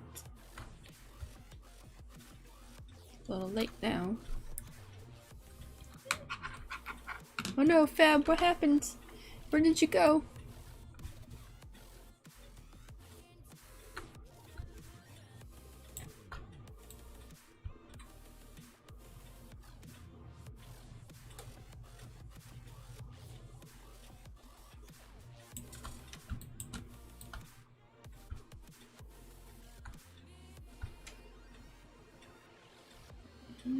Good. Alright. So now we have to erase that. And erase that. And that. And that.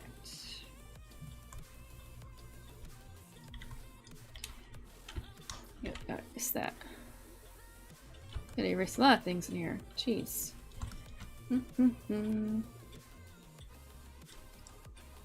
Actually, I didn't want to do that.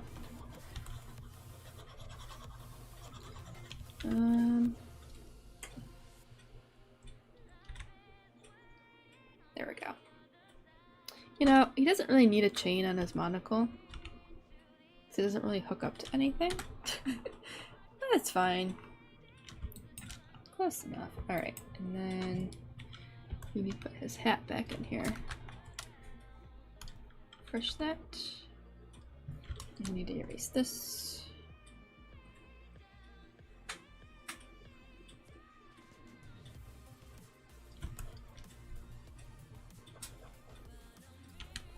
Actually, I shouldn't have done that. I'm dumb.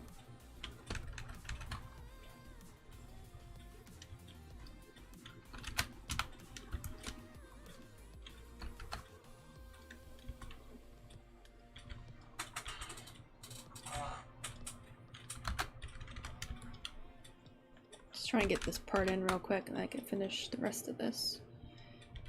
Because I have to put the eyes, the pupils back in. Because they're there and I have some shine on them, but they're not to what I want. Alright, that's good enough. Need to not overthink that.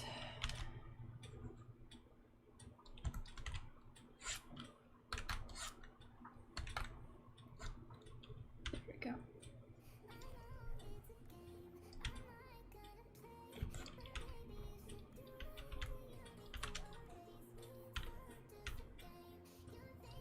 Okay, cool. That's done. Oh, let me fix the hat. I'm gonna have to fix that hat later because I should look up reference for that. That's fine for what it is. And then now, I'm gonna erase this and this.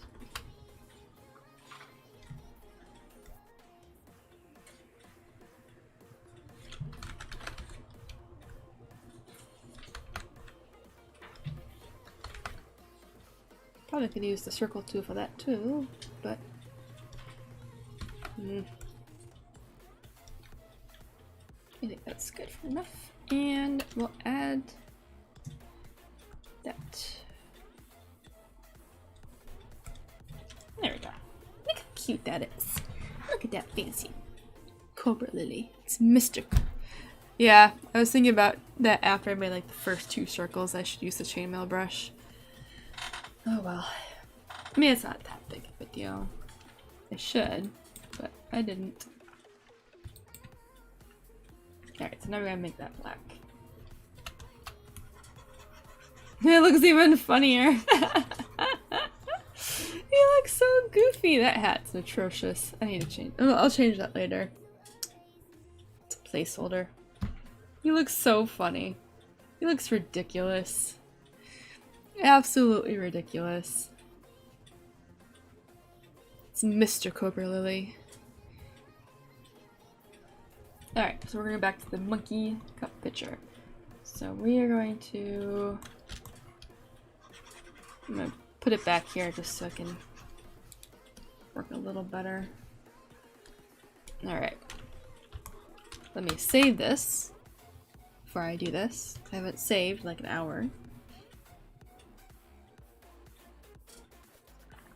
Okay, it's been saved. So we're gonna do the same thing here. We're just gonna clean up these lines.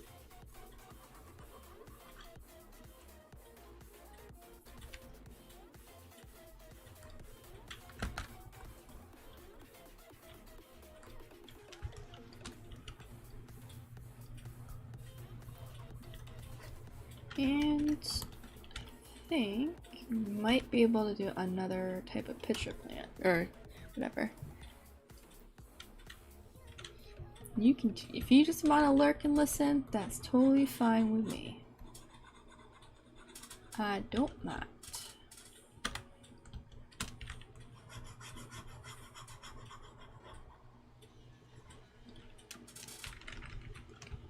I appreciate it, whoops, no matter what.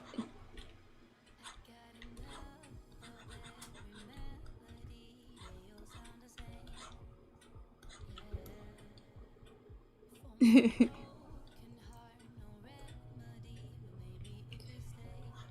think I might add a little bit more to this leaf.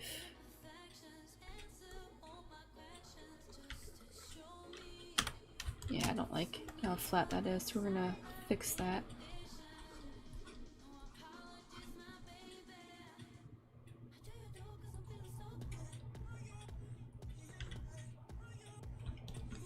There we go.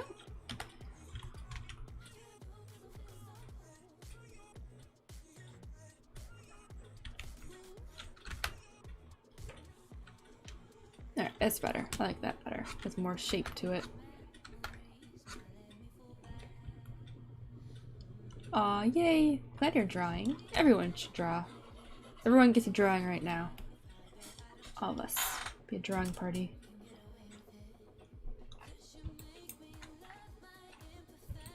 I feel like I need... No, I'm gonna leave that. Never mind. I'm just gonna leave it as it is for now and come back to it later. So Otherwise I'm gonna get stuck in that detail.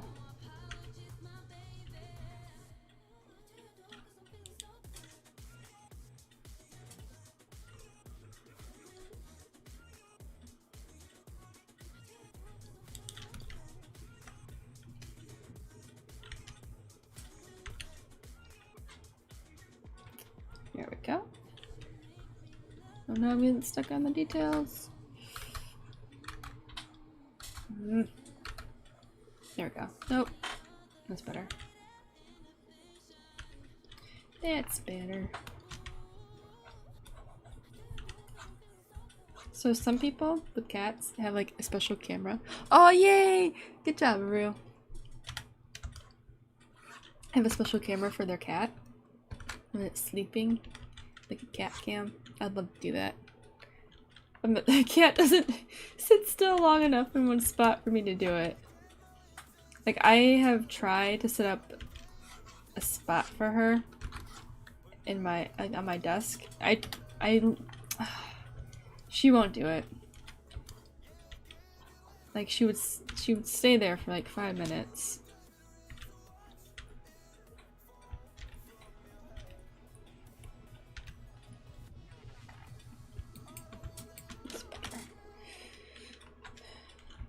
Maybe one day. Put a cat cam on her and you follow her around.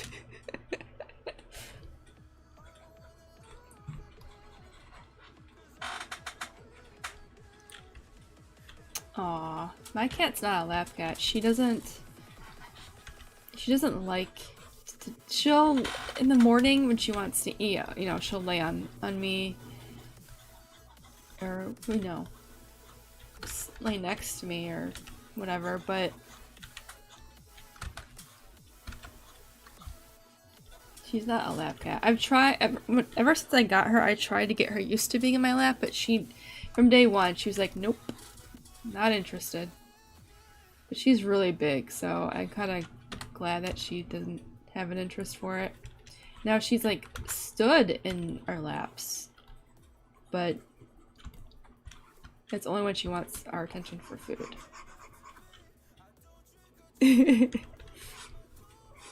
Cat cam is long-term goals. For sure. But it also requires her to cooperate. As in, she needs to stay in one spot. Because I can't get a cat bed for her. She doesn't like them. I've bought her one of those shark ones. And she'll sleep in it sometimes, but it's very rare that she will.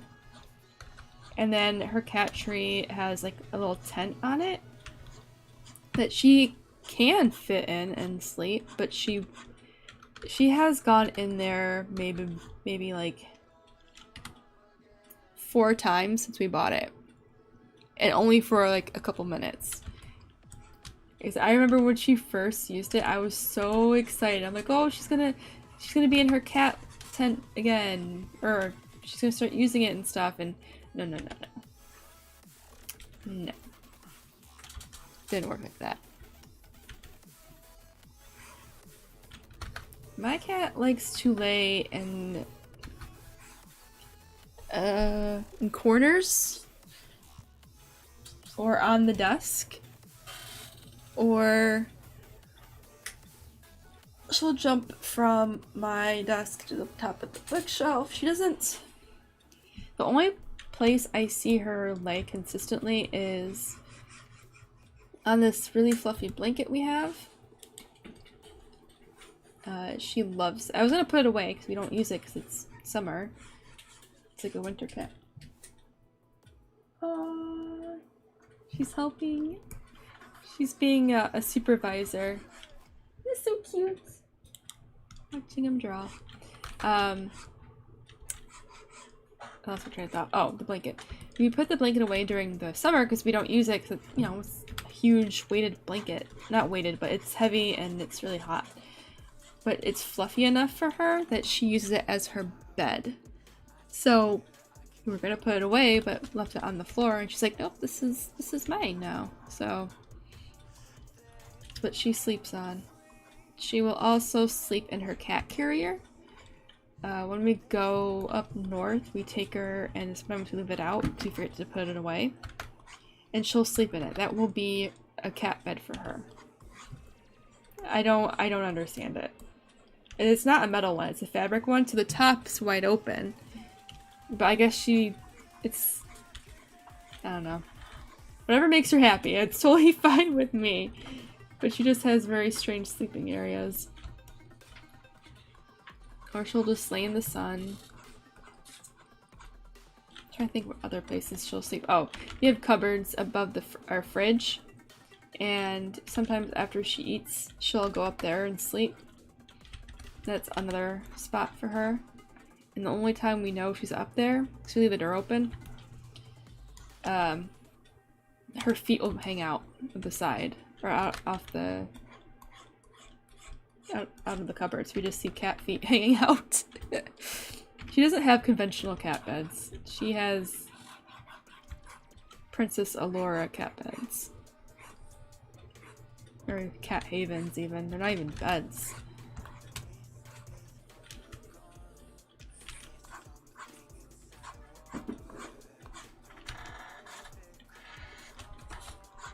I've never had a cat like her though. Every cat I've had will go in a cat bed of some sort. But not this one. She's very unique. She'll sleep on top of her cat tree, but not in the cat bed.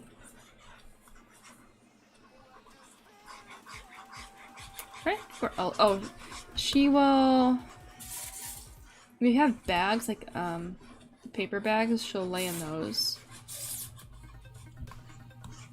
Or grocery reusable bags that we got at Costco.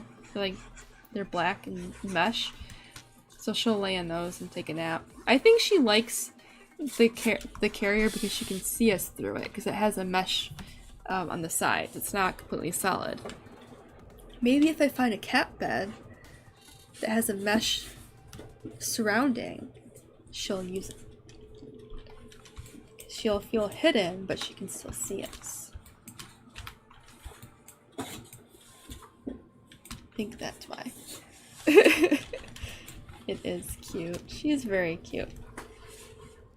She's used to the car too, so when we travel and we take her with us, I mean, it's not really it's like a 3-hour drive. It's not too bad. She does really well in the car. And I'm glad I got her used to it, because every time I hear people who have cats and they move, and their cats do not handle it well. And I'm over here looking at my cat like, I am so glad we got you used to the car.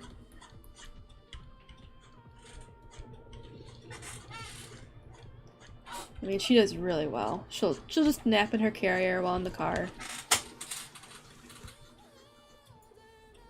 You know, sometimes she cries on the way home. But it's not like a I'm upset cry, it's more just like I'm talking to you cry. Like she's just meowing.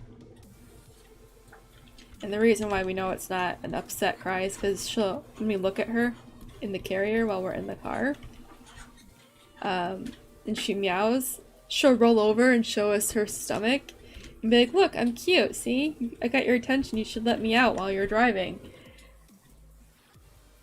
And we think it's because she wants to go back up to where we were leaving. Because she has the birds around her, she has bugs, she has full reign of the plate. I mean, it's like a playground for her. So we think that's why she does it too.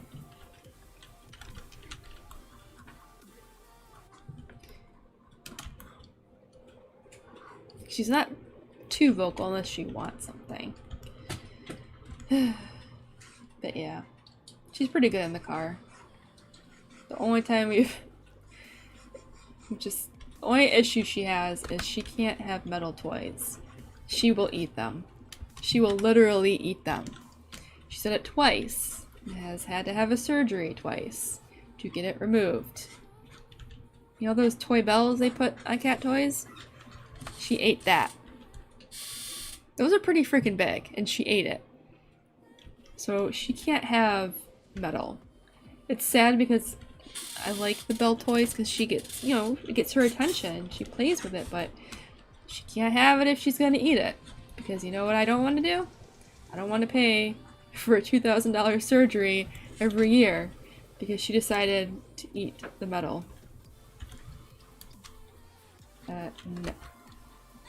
And it happened a year from each other. And when I brought her back to the emergency vet, the lady's like, I remember you. It's like, great. It's not a good thing.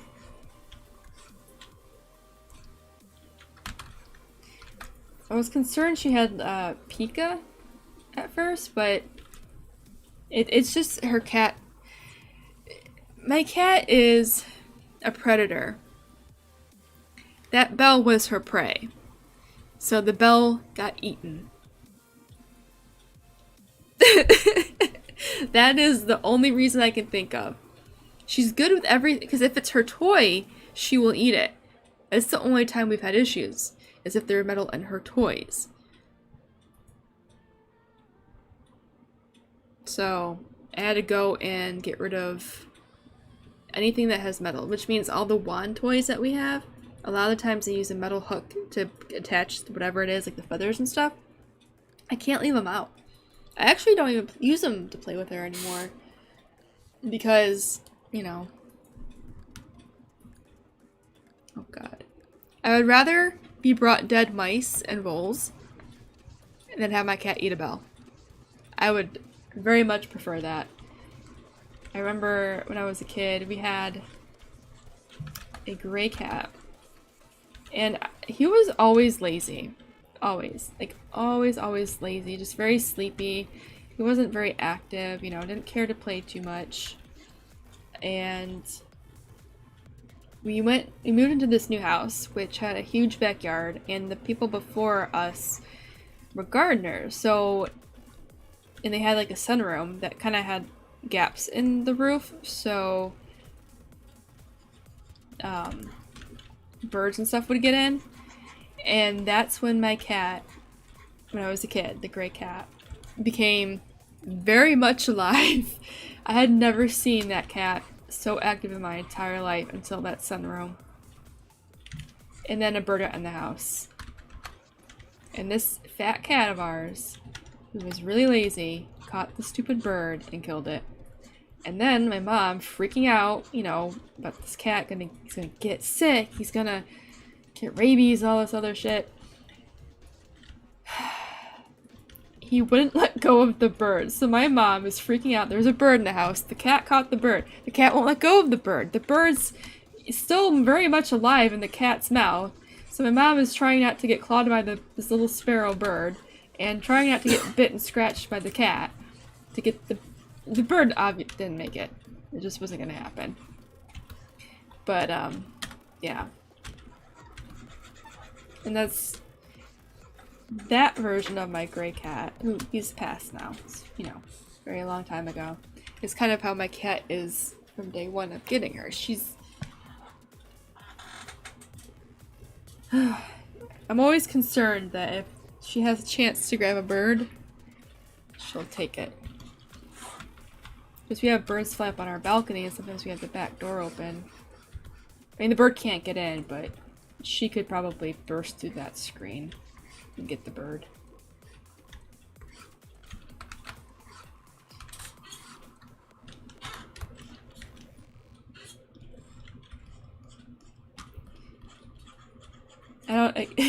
Ever since that house that I grew up in or the one house we lived in when I was a kid, every animal we got from then on has become a predator.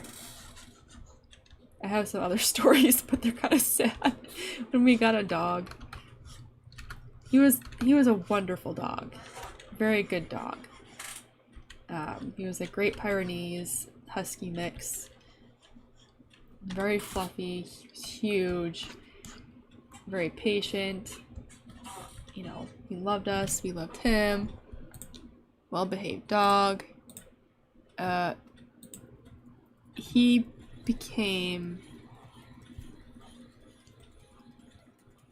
very, very different when he was around wildlife. And we had skunks in that backyard. Ooh boy, my mom was not happy. He got sprayed. It didn't help that he didn't like bats either, so we have this giant dog, got sprayed by a skunk, couldn't get him in the tub to bathe him. We didn't have dogs until I was in high school. I'm actually not sure why, because my dad is he's a huge animal lover, and he always brought dogs home that he found on the streets. He'd always bring stray dogs home. So it surprises me that we never had a dog growing up when I was a kid until that late in life. It wasn't that we never asked, because we did. I just don't know why it never happened. We got cats instead. I love my cats. It was just strange that we never had, like, a dog.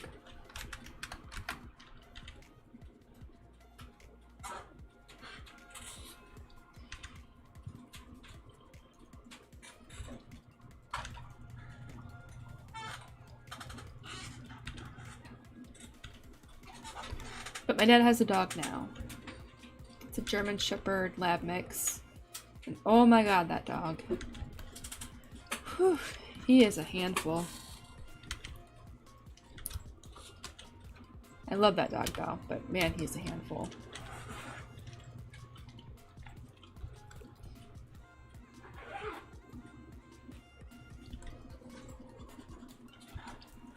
Aw, that's okay. I'm not a fan of little dogs. Like, I'll tolerate them, but I'm more of a big dog person.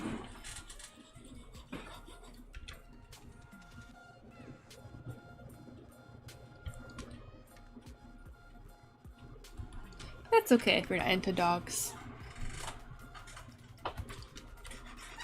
My reasoning for a dog is, or to get one would be if I had property where I would like a guard dog, basically. You know, so I wouldn't get a mean dog, obviously, but I wouldn't really be too concerned if a dog was bitey to strangers that shouldn't be anywhere near my home. What is this song?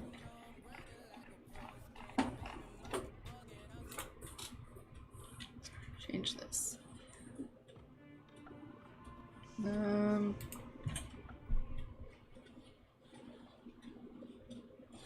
This is a weird playlist for no copyright sounds.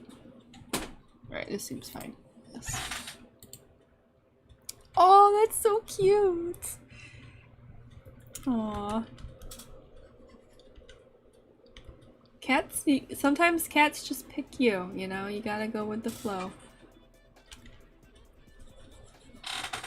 I love that.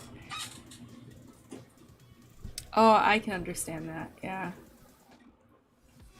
I'm honestly surprised I am fine with cats because when I was trying to think, maybe 6 or 7, our neighbor had an outdoor cat that was always on the front porch. And you know, being kid me, I always wanted to pet the cat. Well, the cat was not having it one day and scratched the fuck out of my hand. I mean, it was enough that it was bleeding, and I was hiding my hand from my mom because I didn't want the cat to get in trouble.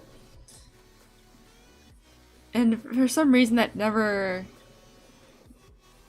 I don't know if maybe I just had to understand... I had an understanding that if the cat's not trying to be mean, the cat just didn't want to be bothered. But it didn't, like... It didn't bother me as much as I would think it would, you know.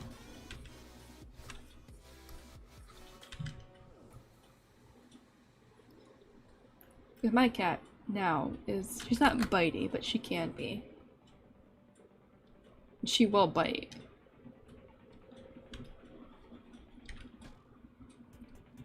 But she doesn't do it, you know. It's not your intention to hurt us, isn't it? Come here. The cat's staring at me. She doesn't want to come get pets. She's just gonna stare at me.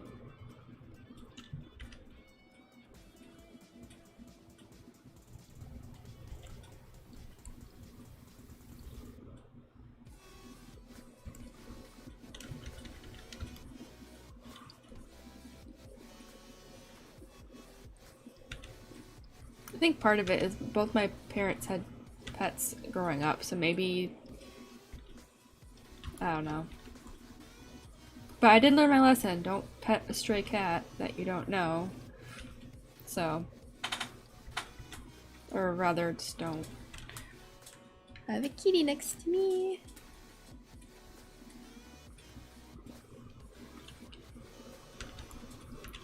I remember a relative had like not a farm, but they had land, and they had kittens on the property. Oh my god. I was so mad because this was like when I was little as well, and I really wanted my dad to bring home the kitten, and he did not. We were all upset because he always brought dogs home when he was a kid. We couldn't bring home a kitten. It was rude. I mean, these kittens were just, they'd come up to her door, and it was like a glass door so you could see through the door, and they'd come over and they'd want their dinner and they'd get fed. It was so cute. Yes, I'll pet her again. Hold on, I gotta take my headphones off and move to pet her. No, where are you going? It's too early for you to do.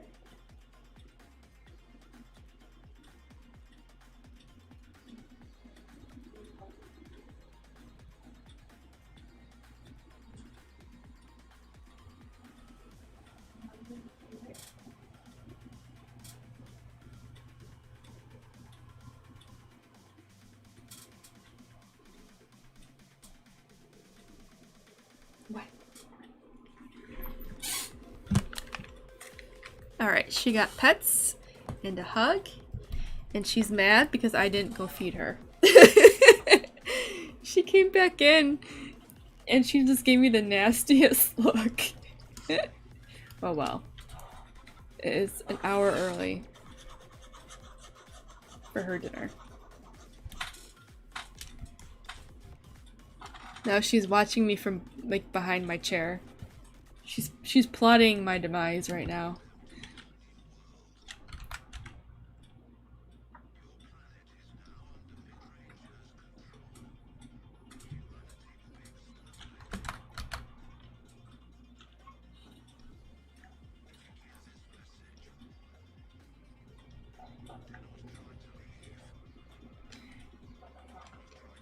What are you doing? She's so cute.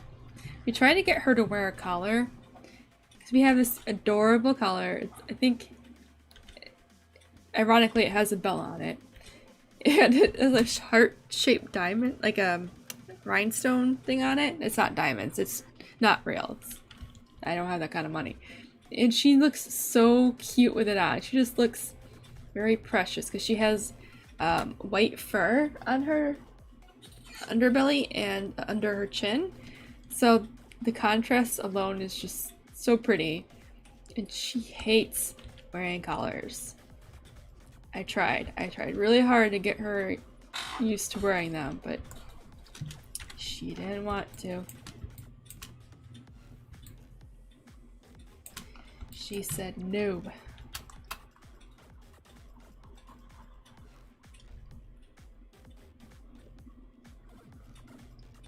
Tried to get her to wear a cat harness when she was little too. She didn't. I mean, she wore it, but after a while she didn't. Right? She has dry skin, so I think it irritates her. And one way to help with dry skin is to give cat fish oil. And my cat is special and doesn't like fish oil. Like, she'll eat her food with it, but she knows it's, I guess the scent's too strong for her or something.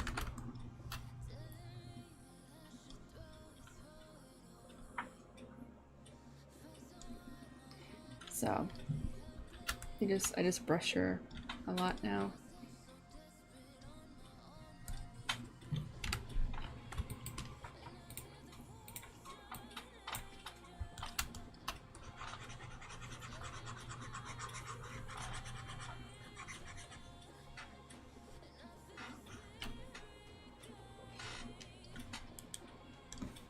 There we go. And then version this up.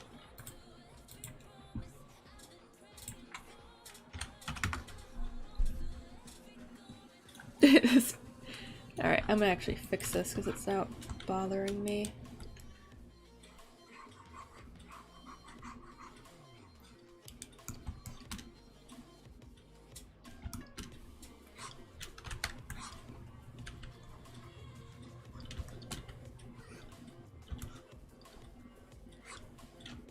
That looks funny.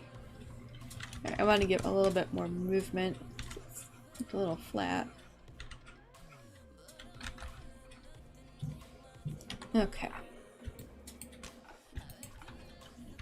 Almost where I want it.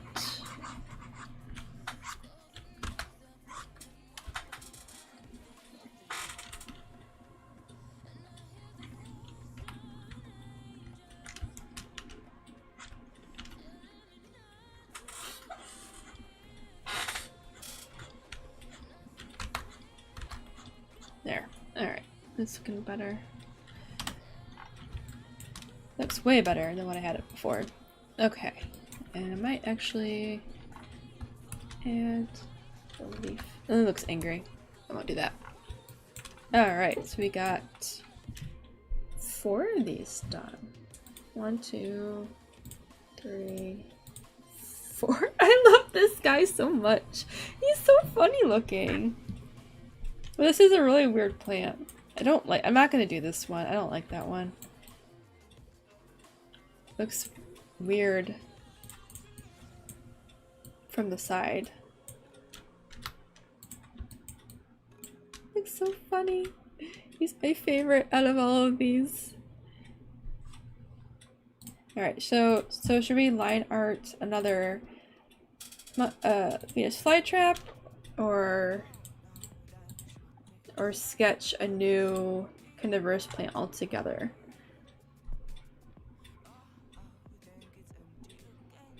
So I kind of want to do another Venus flytrap. I don't need this one. Or we can do another pitcher plant or a corpse flower. I need to make those lines thicker.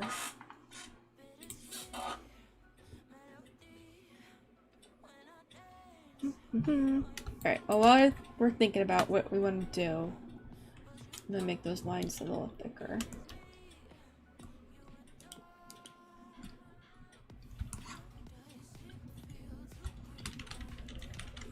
So we can either do another Venus flytrap line art, or we can draw a corpse flower or another pitcher plant. Probably a different type. There's the ones that grow from the ground.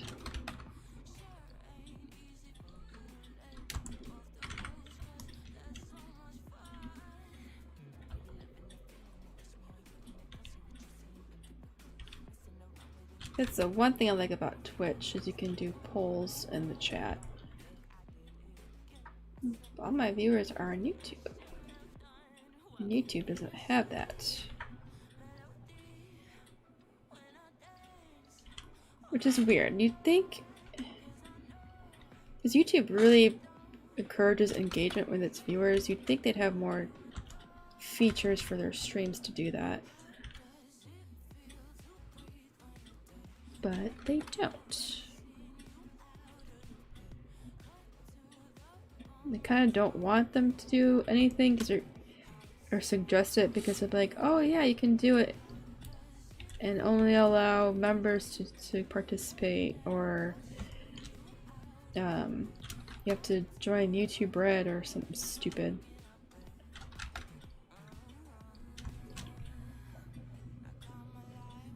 I mean, I kind of get it. Like, they need to make money, but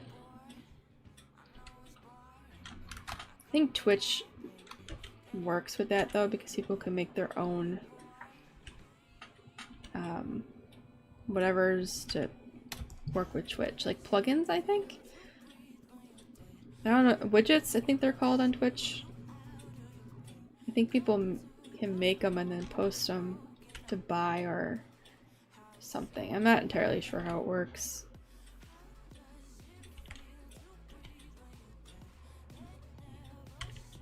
I think that's how it works though. You can develop, like they have an API kit or something that you can used to develop stuff for.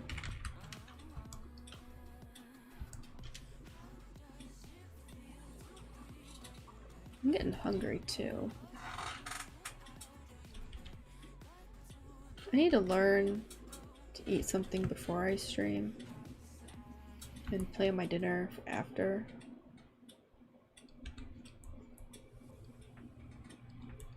Maybe I can start a zero.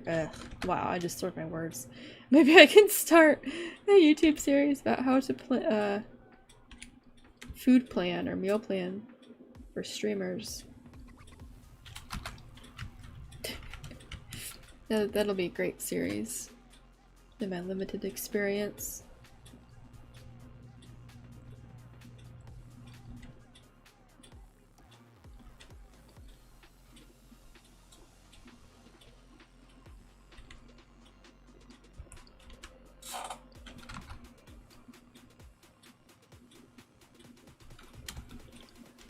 Cool. Have fun. Enjoy your family time. Thank you for stopping by, Rue.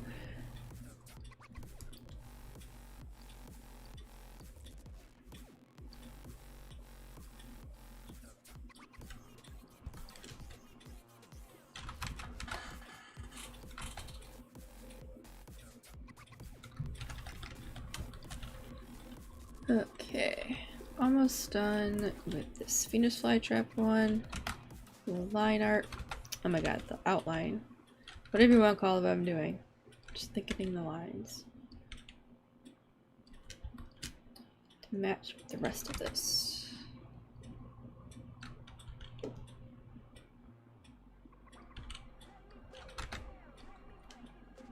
Yeah, I really need to replace this pen nib. It's so bad. I think I'm gonna take a picture when the stream's done and then post it to social media. Post it in my Discord too. But like, this is why you change your pen nibs. Because this is really bad. And I had to actually find them. I don't know what I did with them. Somewhere in my mess of a desk. And I just realized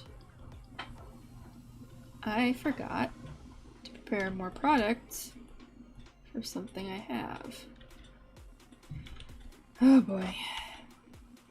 It'll be a busy few weeks, which is fine. I mean, I'd rather be busy than not busy, I guess.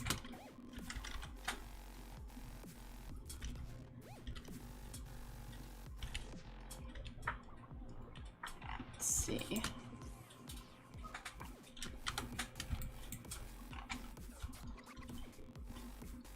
It's not bad, just gotta fix a few areas.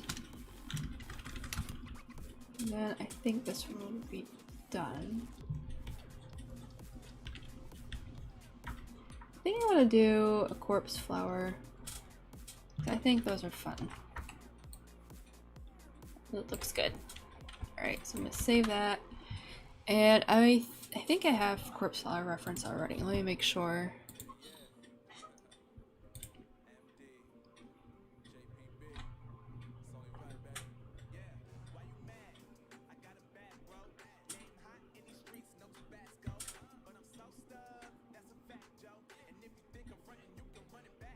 Okay, so I was trying to see if I want that song to play.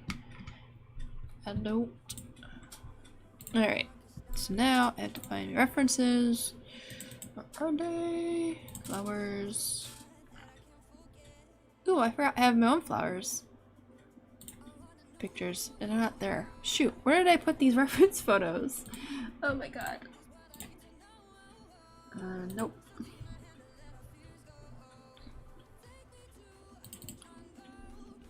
Oh, there it is. Okay, I found it. I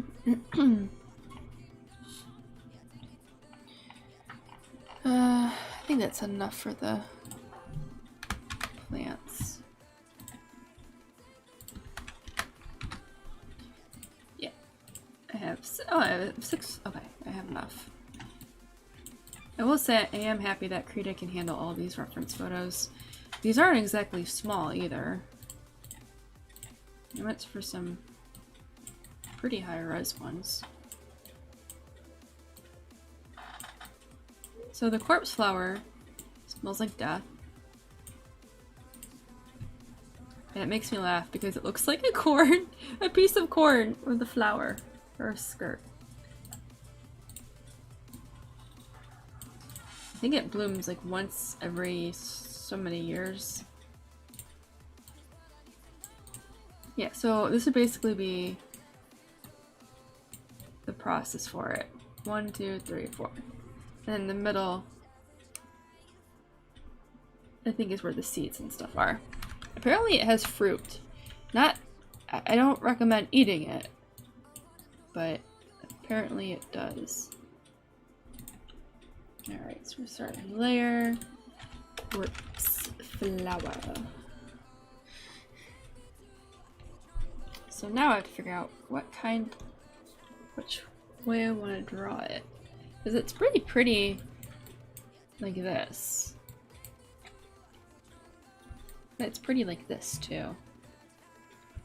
It's like a flowy skirt. Like a flower skirt. Wait, is that 3 of them here? Yeah. So that's 1, 2, and that's a 3rd one. That's huge. I can't imagine being one of the people working at these botany places or gardens and having to repot that giant ass flower. Because they have to repot it. They can't let it stay in the same pot forever. You know, because as these things grow, they need to be repotted.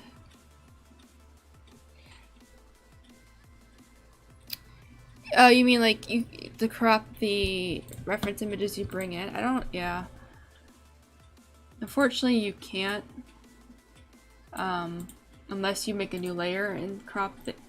So, I guess the way around that, if you want to crop it, but you can't do it with the reference image tool, but what you could do is if you made a layer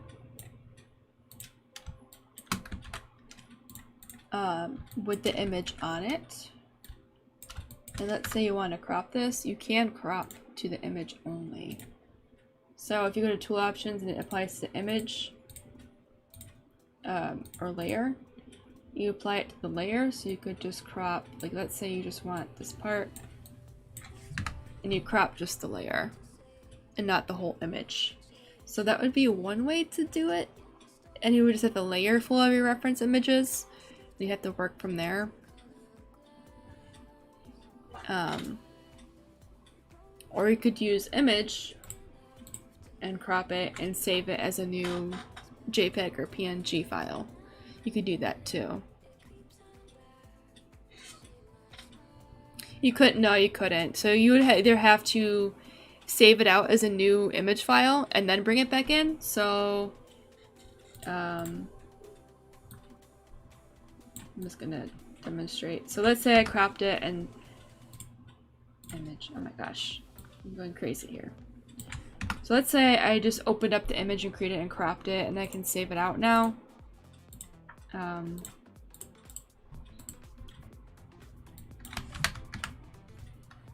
on, copy, paste.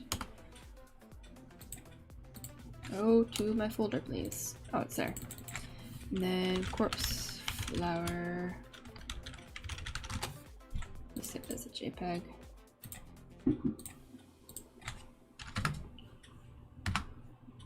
Just undo that.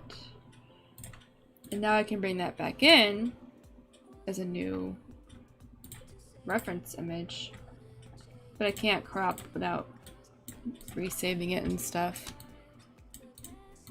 If that makes sense. So, yeah. So unfortunately, you can't crop the actual image in there. Well, no you can't. Sorry.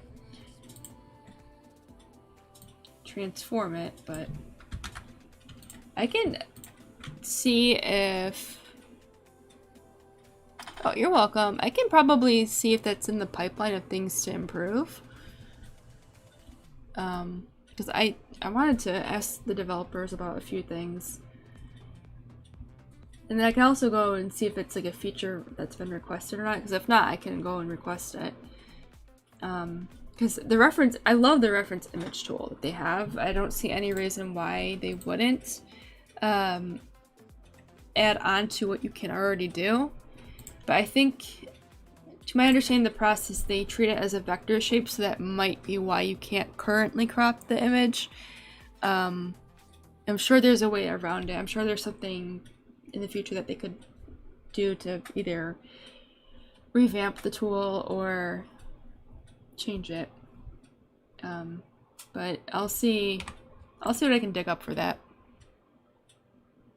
Yeah, it's, look at how many images I have. I have so many in here, and what amazes me is the file itself isn't slow. You know, I kind of expected Krita to not be able to handle this very well with all the images I brought in, because these aren't like super low res images either. Some of them are kind of big, but it does a really good job. You know, I mean, it's really hard to crash Krita now. I can do it. I know how to do it. And a lot of it's button mashing and using really large brush sizes.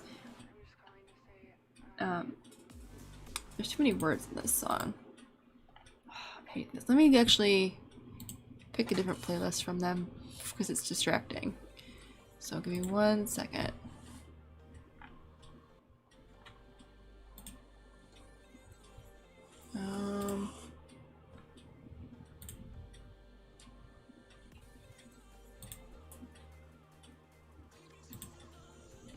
Alright, that should work. Yeah, they've really done really well with this over the years. Where am I saving this? I'm saving this. So I'm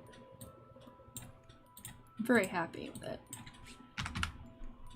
I guess at this point it's nitpicking, like, oh, why don't you improve this? Why don't you improve that? You know, because it's one of those things when they have such a great foundation for the program. Anything going further is just adding new features, improving the features, you know. So, alright, so we're going to, do you guys have any preference to which corpse flower, like, process part or whatever I draw? Would you like it to have the petals still up, like this one? Or halfway, or like kind of like this, like it's kind of curled around? Because I like this one. I like these for the most. I'm gonna get rid of that one. So I like the way they are here, but if I had to pick, it would be one of these two. I like, because it's got the flat, like the pinks and the purples coming out from the green. This isn't too bad either.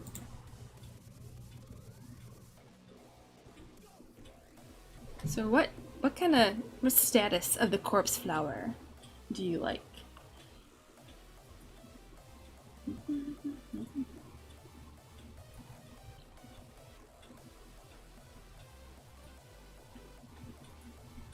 If you don't have a preference, that's fine too.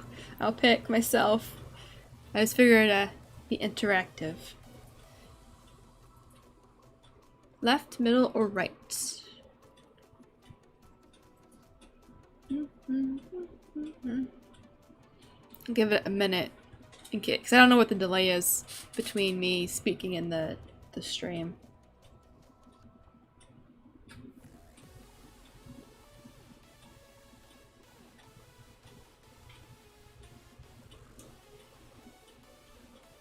Alright, I know what I'm picking then.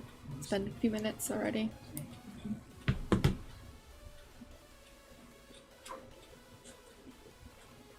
I think I'm gonna do this one first. So we'll move this aside. Okay, cool. That's what I was gonna do. Thank you, Fabulous Jumper. Yeah, I like the bright colors there too. It's kind of funny that it's called the corpse flower, and it has these really nice bright colors. I'm sure it's the lighting, but it's just beautiful. Look how big they get. I think they... Oh, shit, that's the middle part that fell down. Yeah, I would love to see these flowers in person. I need to find a garden center that has them. It would be worth it just to go see the stinky stinky flower. I always joke that, like, I would find the seeds and I would plant them somewhere and I would let it grow and ruin everyone's day when it blooms. It was funny. So there's this lady, I think it's Ask a Mortician or something, her YouTube channel. She had someone from her funeral home, or someone that, not funeral home. I think she was, I don't think she was a mortician, but she dealt with things, and she went to see the corpse flower, and they're like, so does it really smell like a dead body? And she's like, no, it just smells like spoiled eggs and rotten meat and just gross. It just smells gross. But that's kind of like the appeal, because flowers are supposed to smell sweet and pretty, you know, they have a very delicate smell. And then there's this flower that said, nope, I'm gonna smell disgusting. Yeah, I like how that's the different parts of the green. Like, just, I'm gonna zoom in here. You can see that color. This is like, it's beautiful. I love how that works. Oh, there's like a chunk cut out. It's weird. I wonder why that is. Oh, it's on both of them.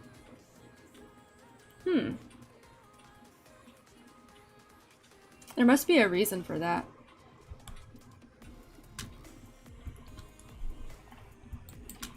Interesting. I'm not gonna put that in there, but it's really interesting. Uh-oh, I'm yawning. I'm yawning because I'm hungry. My energy's being depleted.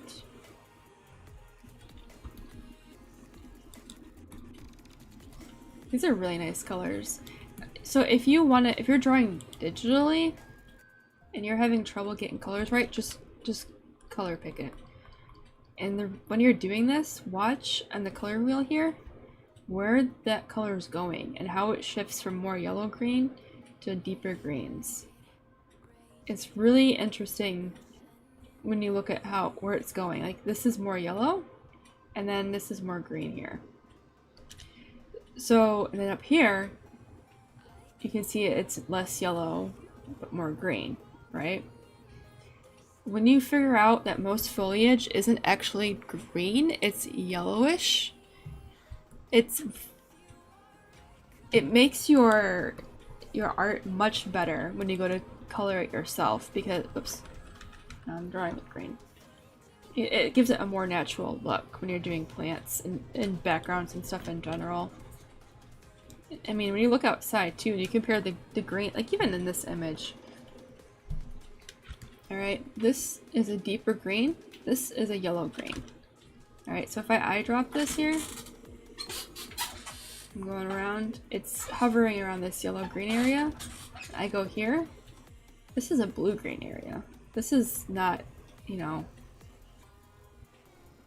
that, it's just interesting when you learn about the colors and the color theory. So technically I could just do blue here. I could do a yellowish here, and then purple here. Hold on, I need to get this out of my system. Alright, we're gonna do this. We're gonna color splotch this. Right, we're gonna do a nice deep blue-green. I'm just gonna do a small bit here, and then we're gonna go to the yellow. Put it around here. And we're gonna just make that plant corpse flower, right? And then we're just gonna do a purple. This is like a reddish purple. My god, YouTube, yes, I'm listening. Uh-oh, there it goes.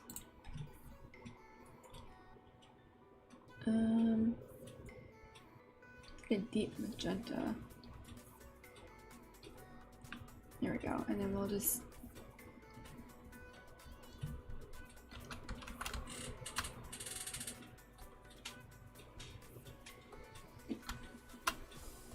there we go. So you can already see like the differences in color and how it just makes it stand out. Now if I go eyedrop this, oh that's more red. It's not even purple. It's just weird how like the name you give a color really isn't the same as what that color actually is. Look at that. So that's just a red. Interesting. And that probably is actually red here.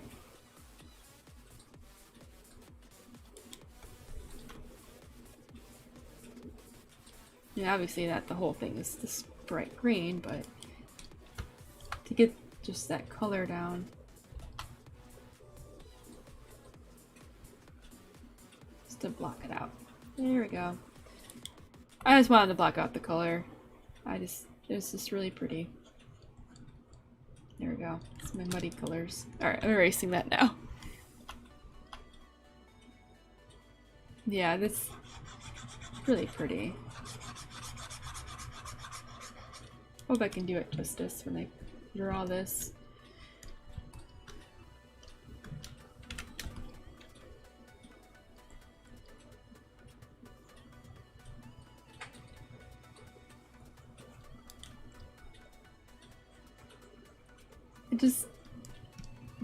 I think that's why people like the corpse flower though. It's not an ugly plant. It's really pretty. It's like its name being morbid is, but while it's not actually a morbid flower, it's just, you know, very intriguing to some people. Or most people.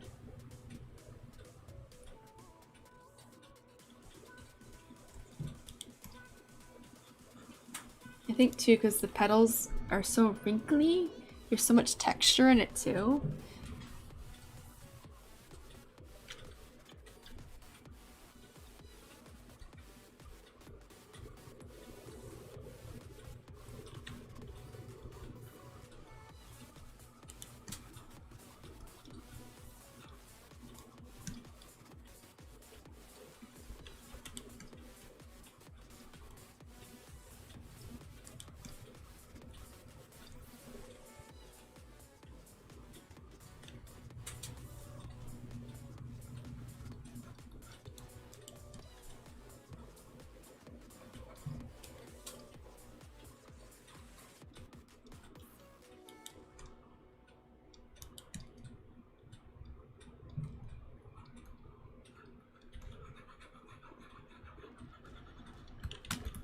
Go. I think it's a good shape so far. So now I have to figure out if I want to draw in the lines or not.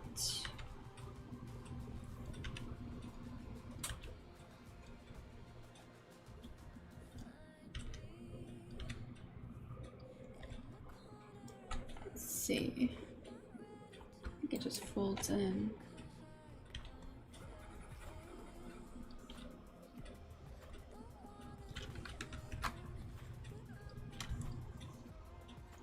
It's very keyboard shortcut to go to the thumbtack.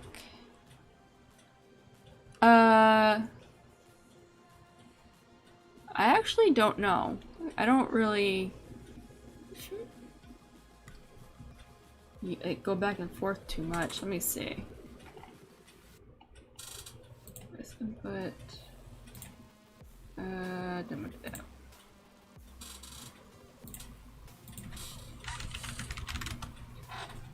That's not what I wanted. What are you doing, Krita? Okay, let's try that again.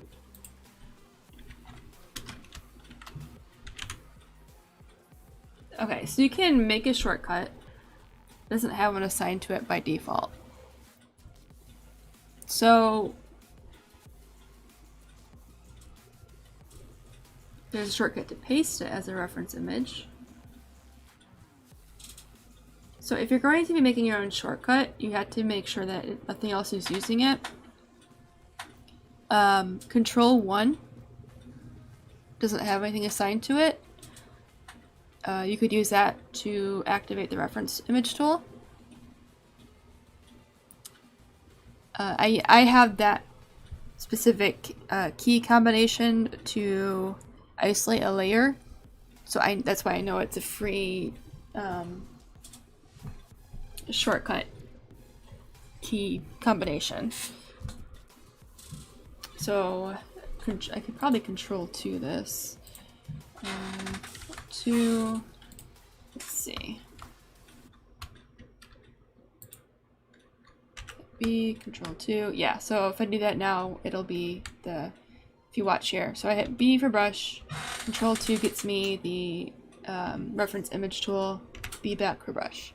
So you could do something like that. And I think most control and number combinations are free to use, but any hotkeys like letters, I think that's all being used for other things. So if you go through, let me see. So you're gonna have to go through all this and make sure it's not already being used. So like control letters are being used, all that fun stuff. Yes. Making your own custom hotkeys is a good idea if it's something you're using a lot. So hit right here, isolate layer. Control 1 is my custom hotkey.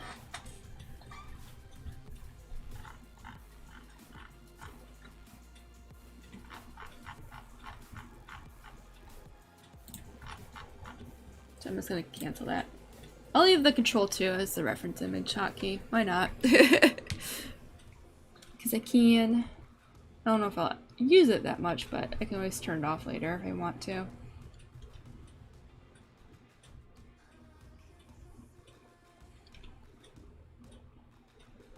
So hopefully that helps. For me, the isolate layer is a big deal because if I'm working on color or whatever, I have a lot of layers to go through, I have to isolate it, and doing this all the time is annoying. Especially when you have a lot of layers and you're like, wait, where am I again? Because sometimes I'll scroll down and I have to go all the way back up or whatever.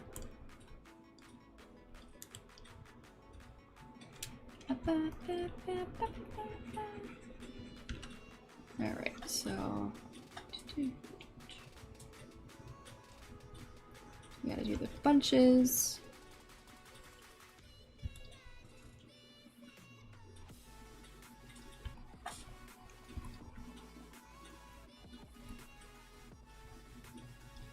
I need to get the stand, the stem that this sits on. Just kind of like that. I need to look up why there's a chunk missing out of that flower though. That kind of, I mean, there's probably a good reason for it. I just don't know what that reason is. Maybe it lives longer? Or it doesn't bloom as fast? Or maybe it's to check on the health of the plant. I don't know.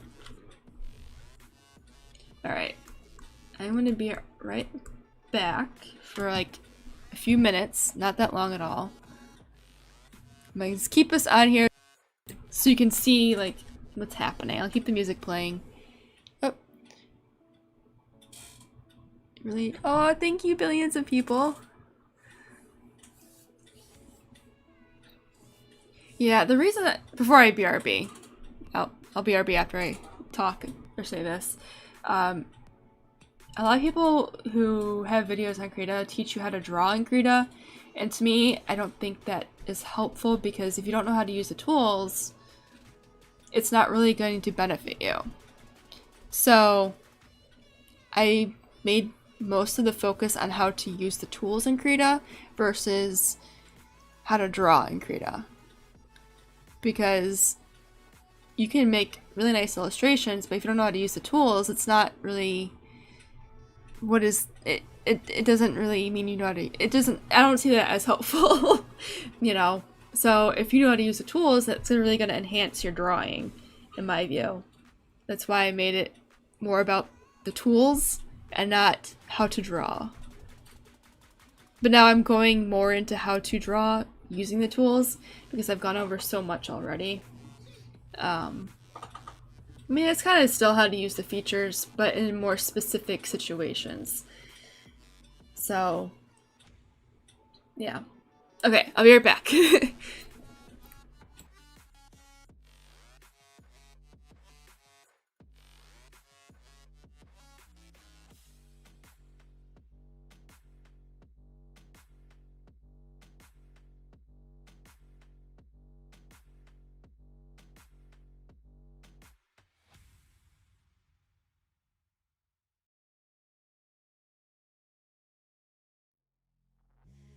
Suck me in smoke, breathe me in and let me go.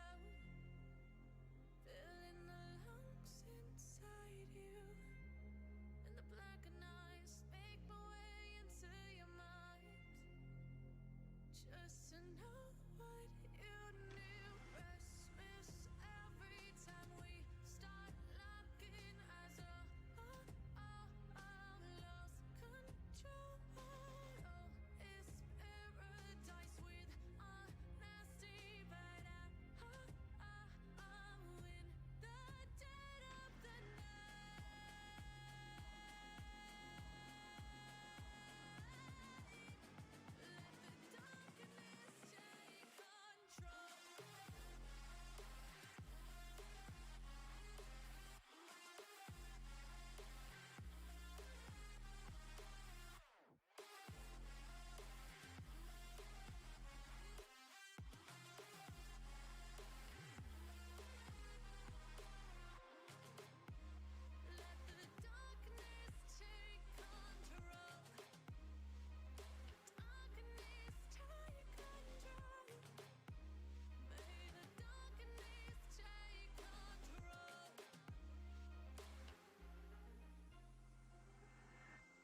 suck me in smoke, breathe me in and let me go.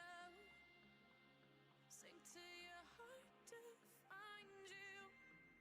Open up your eyes till you're blinded by the lies, so you can see what you do.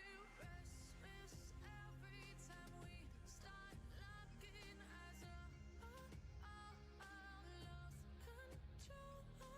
Oh, it's paradise with honesty, but I'm in the dead of the night. Teardrops on the floor. The pain is over. Feel the darkness take control.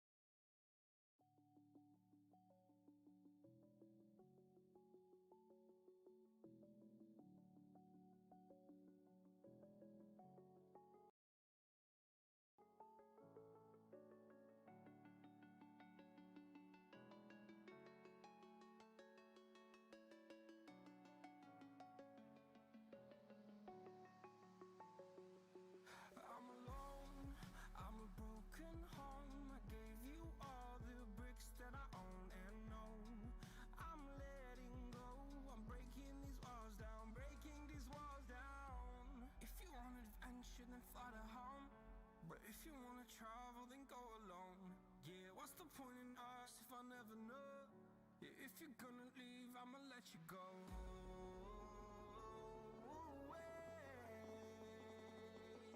I'm tired of the pain. Go away. I'm tired with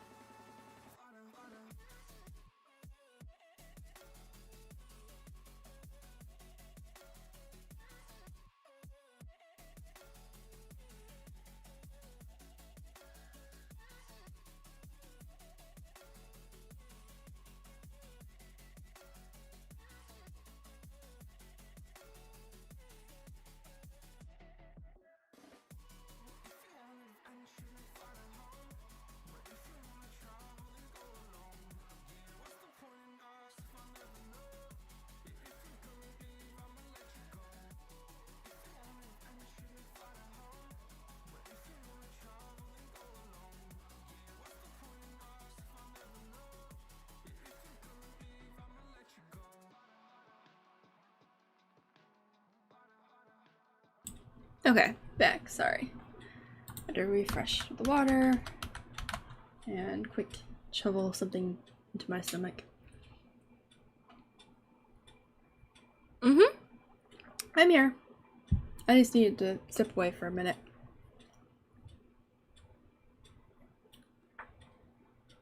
I wasn't gone that long.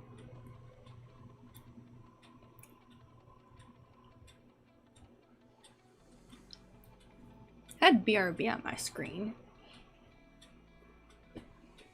Alright. I'm gonna go for maybe another half hour. Maybe.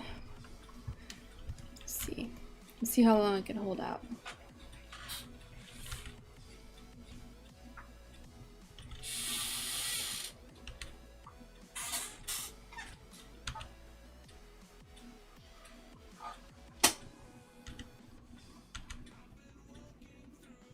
So we're just gonna refine these lines and then add the detail of the petals in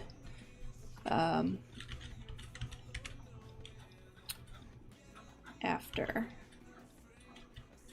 I think that's a good way to go because this is a very detailed plant.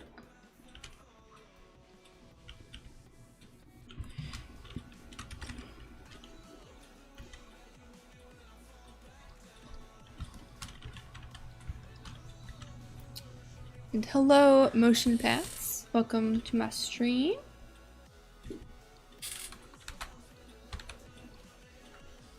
Thank you.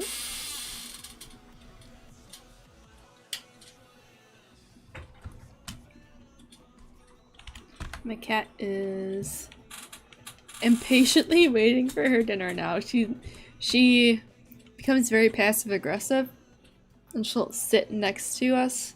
She'll go white between us and stare. And she'll be like, "Look, I'm waiting. Why won't you hurry up?" I just bought her some more canned food today. Usually we give her... what is it? Oh, I forgot what it's called. It's Primavera. It's a Primavera wet food from Fancy Feast. It has garden greens in it because she loves lettuce and spinach and greens in general. And today she has the Florentine because the Primavera was not available. Yeah. Talking about you. Yeah. She knows what I'm talking about too. She knows those words. Because every time she gets for dinner, it's, "Oh, you want the Primavera? You want the chicken Florentine? You want the turkey?" I'm probably teasing her, so I'll stop. Yeah, I'm sorry. Am I teasing you? She's so cute. Cutie pie kitty. Alright.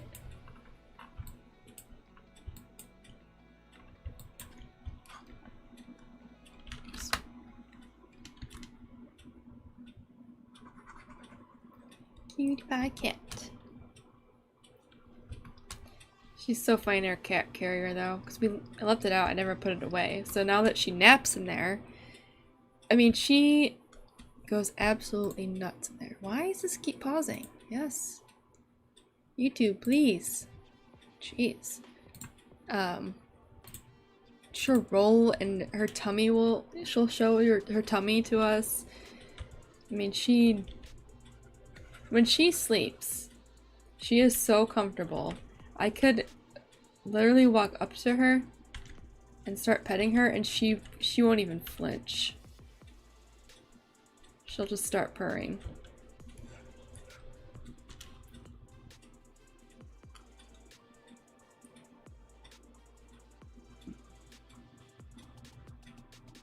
She's very cute with that. And if I'm lucky in the morning, she'll sleep next to me.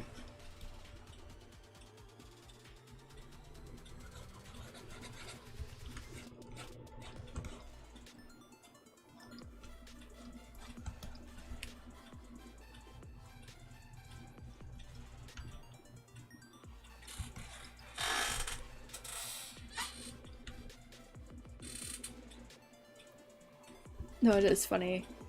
In the morning or at night.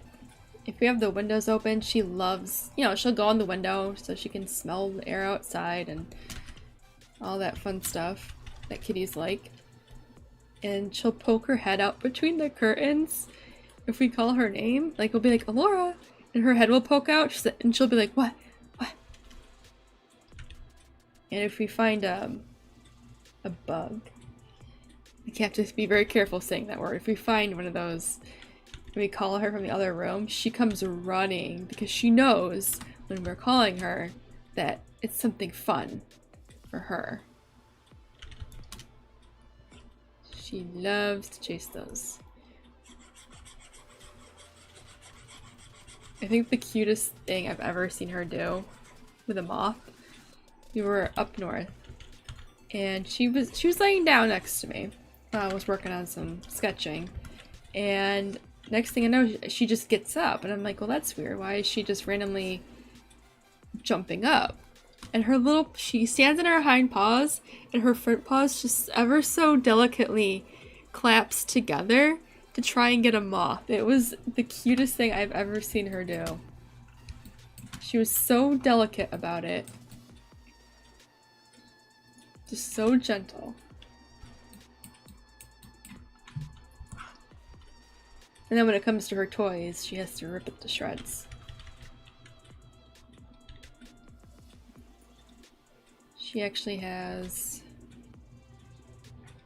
I'm trying to think what toy she ripped to shreds, because I've had to throw some of them away. Oh, she has a stuffed chicken. It's like a cat toy chicken. It's small, but it's all fabric. And she ripped that to shreds. That is not much of a chicken anymore. Or bird, whatever it is. Like, it's enough that if she wanted to, she could pull the stuffing out. And for some reason she hasn't. Which is fine. But she will happily rip her toys to shreds.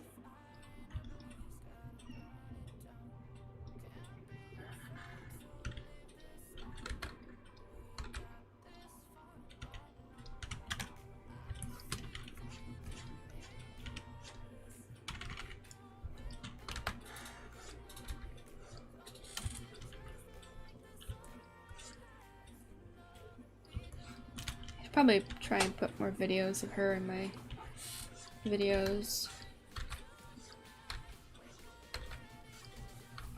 It's actually easy to do because when I'm recording stuff for my studio vlogs, normally she'll just know I'm doing it. She won't be in the room, but she'll be like, oh, she's doing something. I know she is. And she'll come running in. She'll start acting really cute.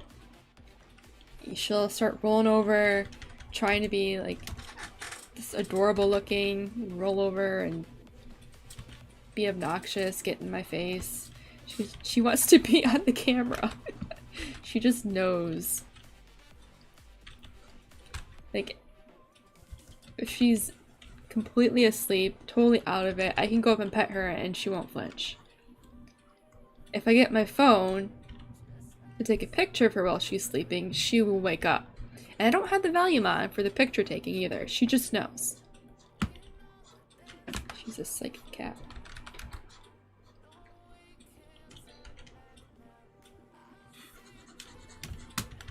So it's really hard to take pictures of her when she's being cute and sleeping. Maybe it's because it's not on her terms. It's on her terms. You know, maybe she'll be less likely to, like, no, you can't take a picture.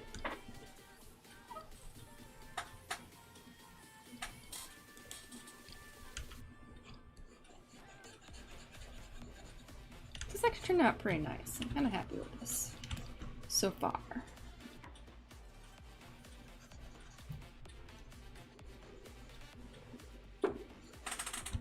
Oops.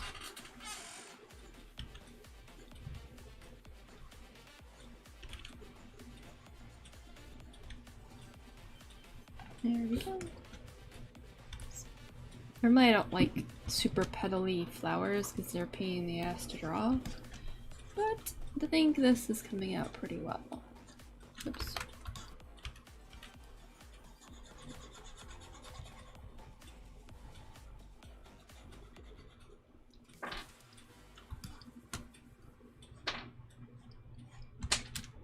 I'm actually really excited to color this one because the colors on this are so pretty. And I'm doing this backwards. I should be sketching a bunch of corpse flowers and then doing light art, but whatever. I'm already doing it.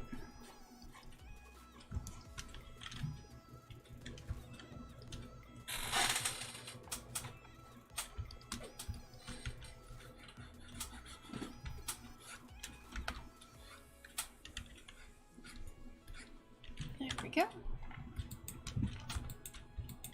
It's looking pretty good so far. Pretty good. Oh, thank you, Adam. Great. That is a little spider guy. It's called a peeper. They're one of my many monster things. And the peepers like to watch what I... Story-wise, they like to watch what I'm doing and report on it in my email newsletter, which is called Peeper Mail. And they give a breakdown of everything that's going on. They help with the packaging and the mailing, and they're just very happy little creatures that like to watch.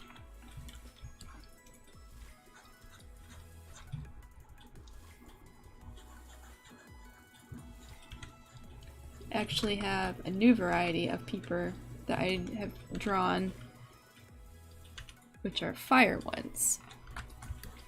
I have to come up with their story and stuff, but they'll be of similar nature, just in a different setting.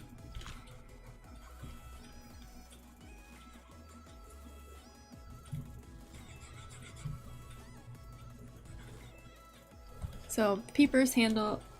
I can't talk. The peepers handle all things behind the scenes to share with the world, and mailing and letters and stuff like that. They're little managers of it. And they're kind little spider things where if you want to be a peeper, even though you're not, even if you don't look like them, you can be a peeper anyway, and they'll share all the things they know about with you. Because they're that sweet. They're cute little spider things. So cute.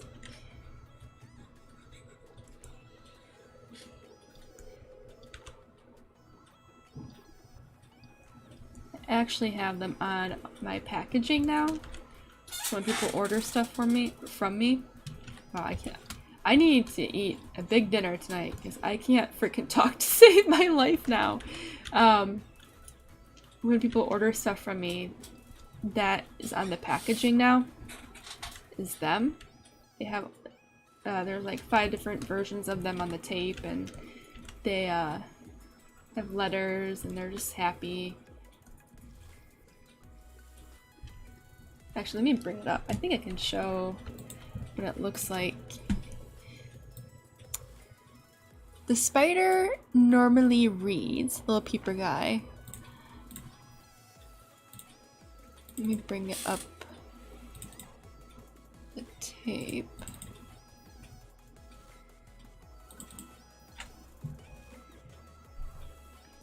So they normally read, but they will write too. And they will deliver. They're like little news carriers. Here we go. So this is the packing tape that I have. So they love to read things. You know, they love to read the mail and the letters that they mail out. This is how I order it. And then I have tissue paper. Bring that up. Oh no, where'd it go? I am so disorganized. Oh.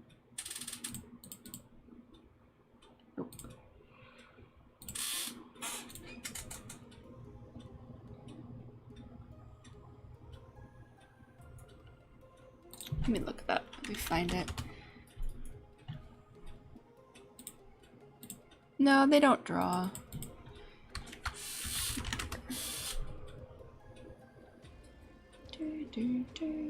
Huh. Alright, I don't know where the file went, but...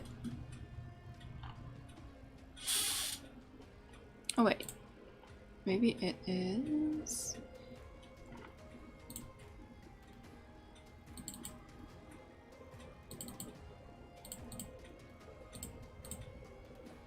I should probably look for that because I need to reorder that stuff. Oh my god. I'm all over the place. I'll just open the Krita file. You can get a rundown of what it looks like. It's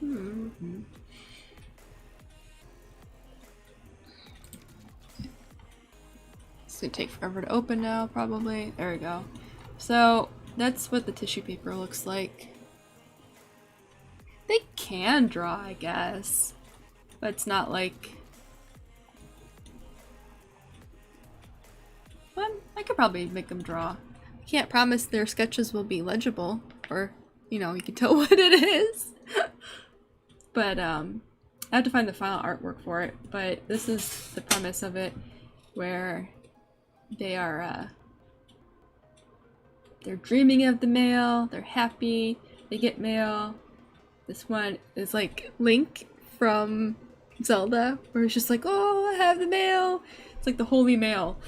And this one's got real reading glasses. Let's see if we can zoom in so you can see it better. I gotta find the final art. Now I'm like annoyed. Where did it go? You know what? Let me open up Designer. So you can see the final art in here. I bet you it's there.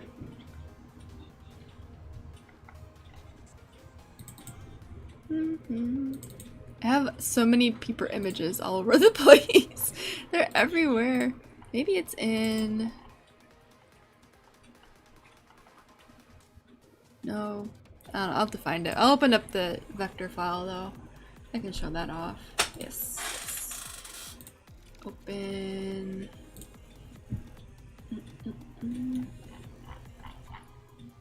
Oh, there's a lot of stuff.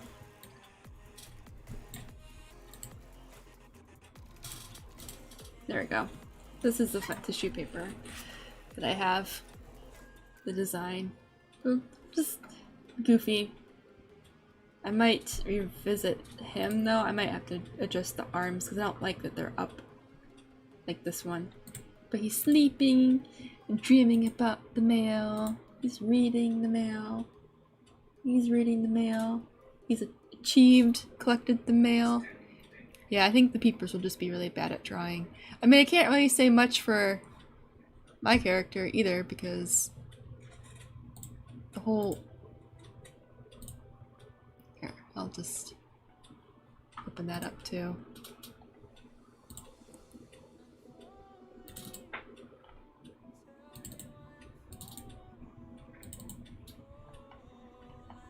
Try and bring it up. There it goes. See, I mean, I'm not good at drawing. Look at that. That's a scribble. It's just a scribble. This is the extent of my skill level, right? It's pretty accurate. Look, the Peeper looks so amazed. You know what? Maybe the Peeper will be inspired by my scribbles to make its own scribbles. I think that's what we'll do. Peepers, scribbles. Oh, goodness. Little Peepers. They're so cute. Oh, it's time for her dinner. It's time for my cat's dinner. She's going to be fed. She's leading the way.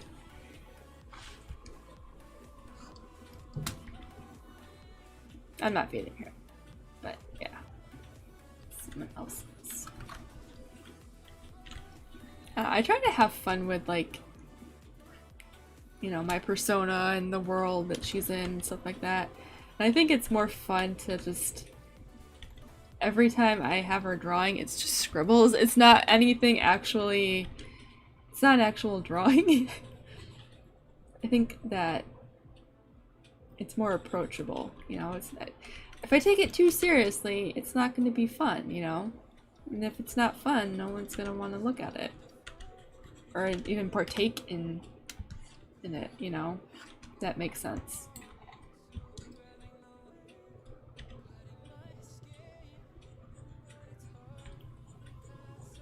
So maybe when these are done and my convention stuff is done, we'll draw some Peepers. think that would be fun. We can sketch them out, see what they're doing, see what they're drawing.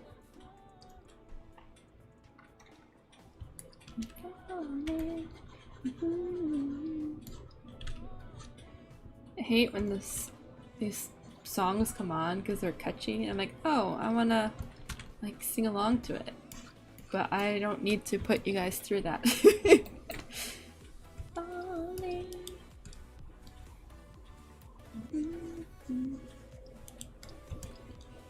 So yeah. I think that'd be fun. Just have like a day of, not a day. I don't know if I can do that for a day. All right, I'll be zapped of energy, but make a stream. We'll just work on peepers. Peepers, they're so cute. Little peepers.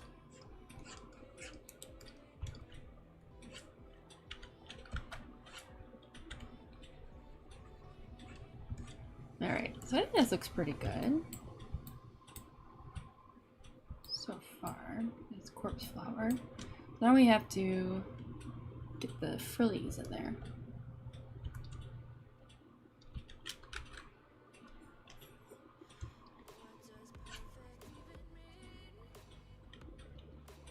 See, when you look at this, this is very much like cloth almost, where you squish and... I guess cloth. I'm trying to, like the top... Oh my god, I'm pointing at my screen with my hand and you can't see it. Alright, so like the top here looks like fabric, but then it becomes like... just, I don't know, wrinkly.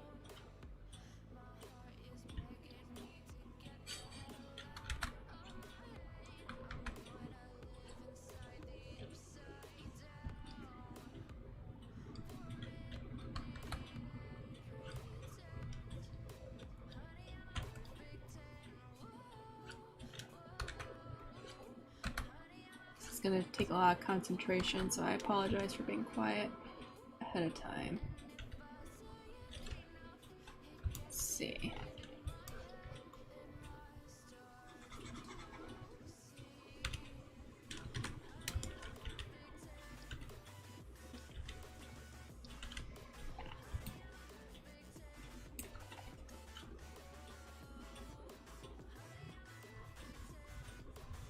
There. Thank you. Alright, so I need help figuring out what to do about dinner. Trying not to spend money. You know, because not save, but just not spend crazy. But for dinner I can have leftover corn on the cob. I can have some noodles. Probably make a sandwich. Alright, I'm gonna fix that later. I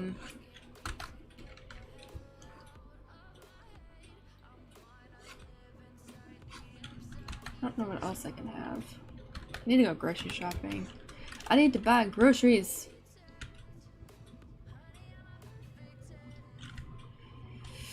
I don't like going on the weekend though, because it's always busy.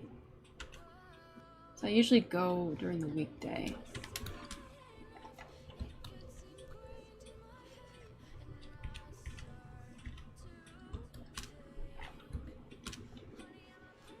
It's looking pretty good. I like that. The hard part is when I do like a variation like this. Look how thick those wrinkles are. It's thick. It's a thick flower. It's very... Oops.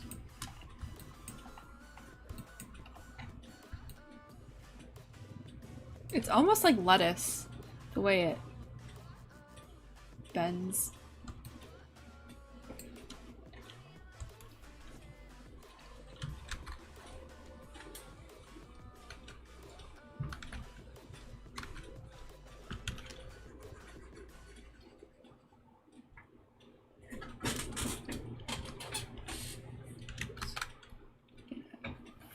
Fix that a little bit. Okay, that's better.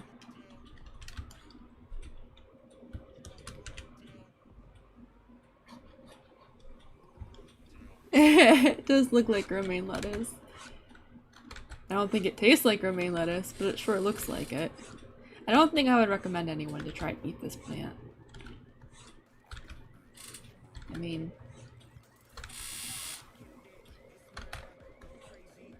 if it smells like death, I don't think you should eat it.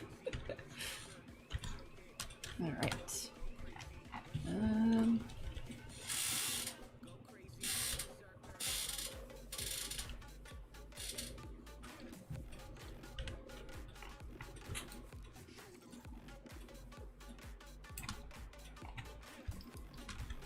I'm gonna do that. Alright, so I'm trying not to be like overthink these little wrinkles here. The point is to give the illusion that it's a corpse flower, not draw it pixel for pixel.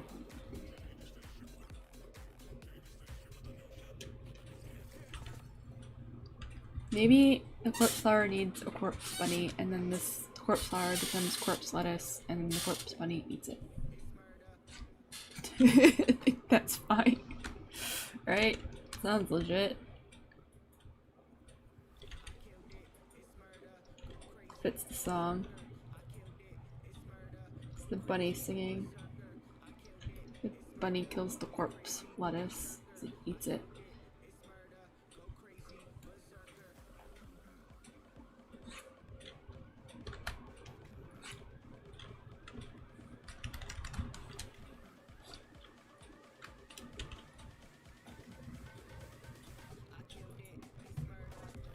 There we go.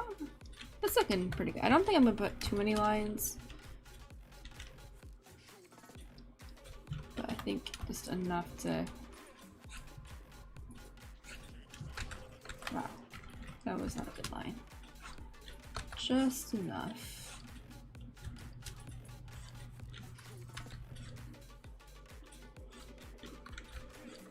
That's good. I'll probably add another... Oh, I actually need, shoot. So that actually goes this way.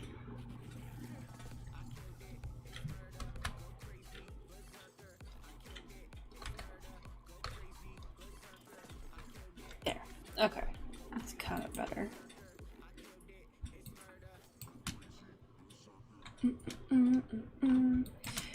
I kind of envy like the botanical artists' scientific illustrations. Like, how cool is it just to sit and draw the plants? But then again, it's probably a nightmare because you have to be very careful. There's one raw leaf pattern and it's a totally different plant, and it's not scientifically accurate. Well, that sounds like fun. Probably less, well, I don't know if it's less stressful, but if we're doing it for fun, I imagine it would be less stressful.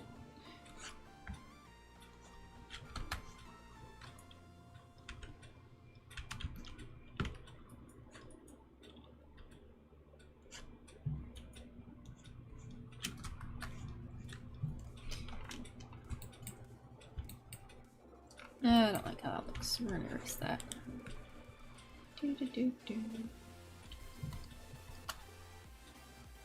Yep, going to erase that.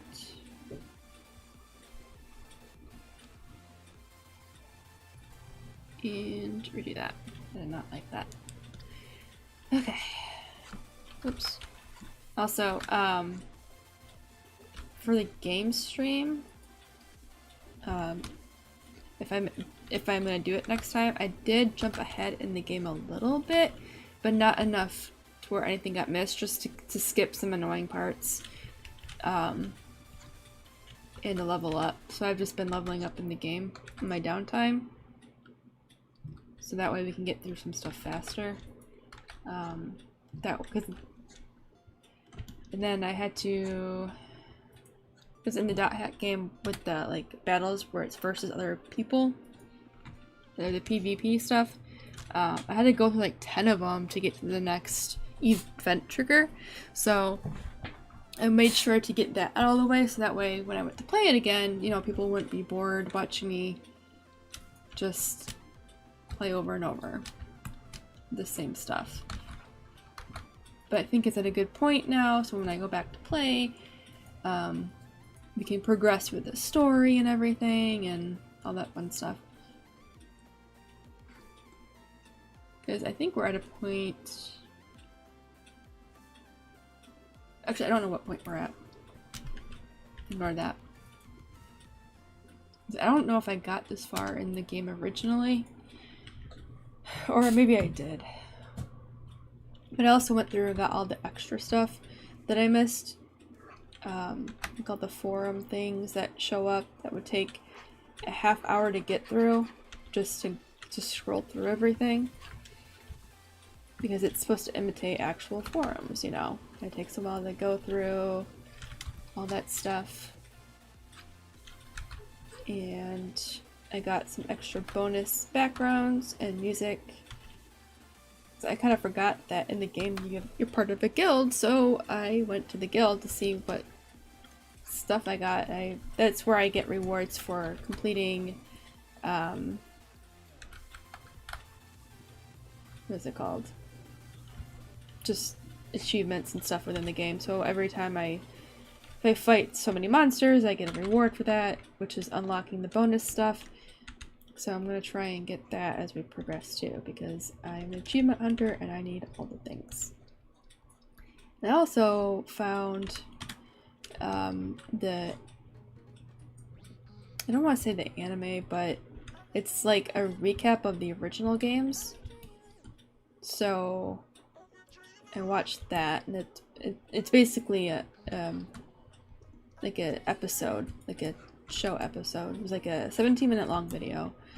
So I watched that to kind of get caught up. Basically just a recap of the original game series and how that went through. I don't think I could actually stream that because that goes into just streaming video territory, not game territory. But yeah. The last thing I want to do is look at the Chim parody thing. I don't remember doing that.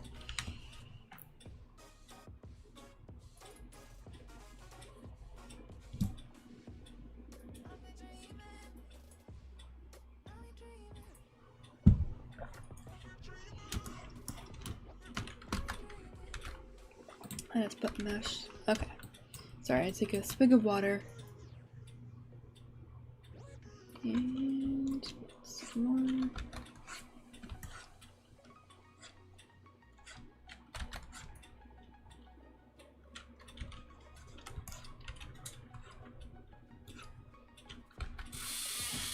There we go.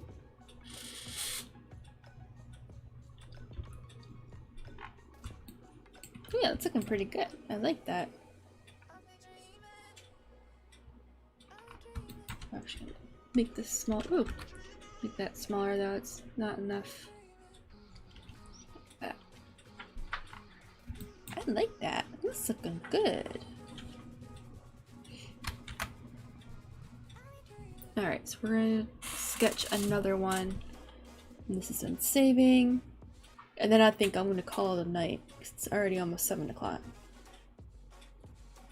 And I'm starving. I want to eat dinner.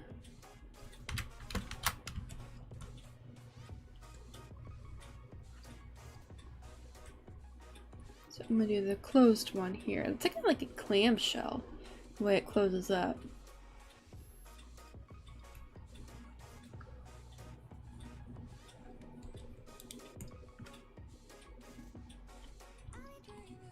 Why is that small? Okay. Like it.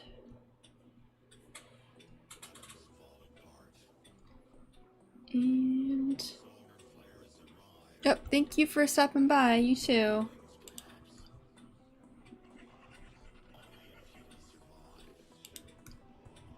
Gonna do this.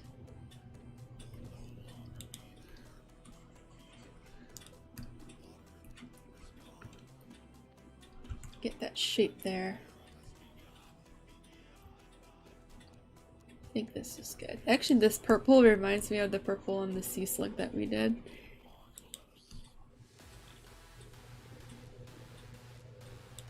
This is going to be called the sea slug corpse flower.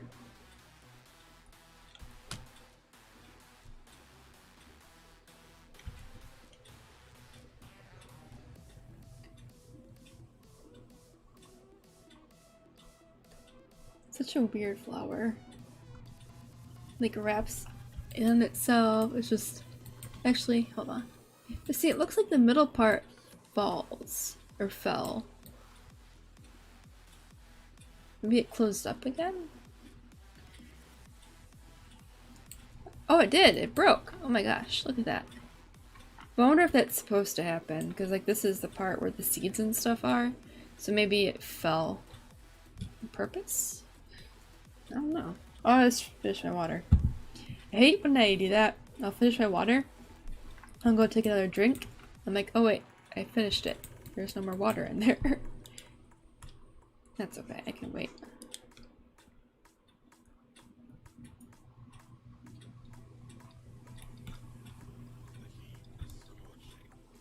Get that flowy of the petals in there. So do I want to add a gap though? Alright, so I know on this one there's like a gap here. But I kind of want it to stay closed. So I'm going to ignore this and just pretend that it's wrapped up like lettuce. Lettuce.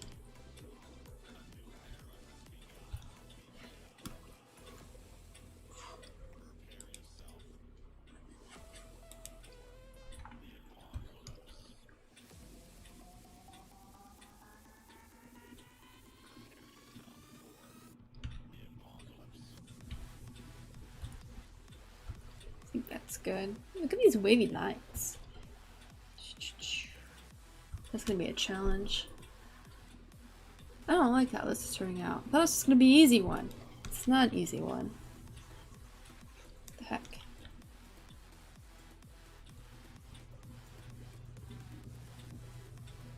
I think it needs to be more like in this shape.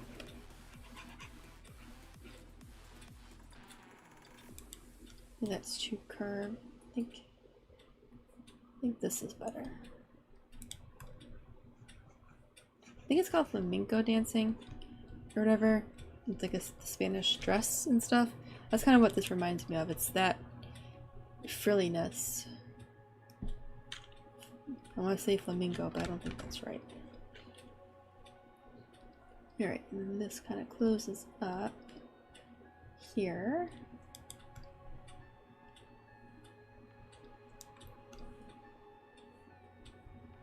I think that's good. It's kind of weird. It's like the petal wraps around itself. Alright. Maybe I made it too tall.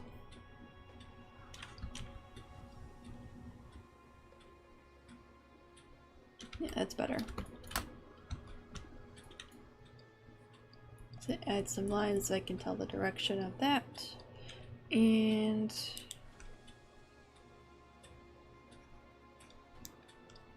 I guess I can put some more of the petal here. Guess that's fair.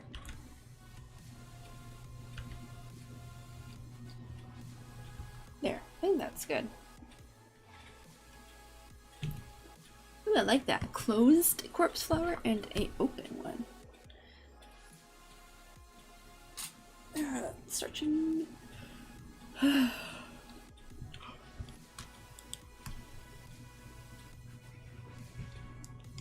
what should I have for dinner, guys? Should I make noodles? Should I have a sandwich? I already had a sandwich today.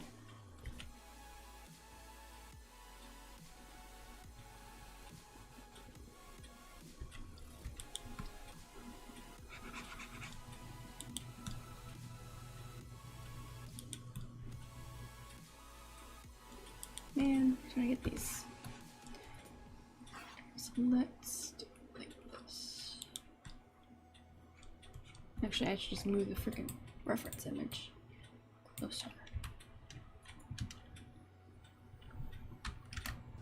Oh wow. Okay. There we go. That makes more sense. Take out. You read my mind. I don't know what I want though. That's the thing. It's like takeout's so limited.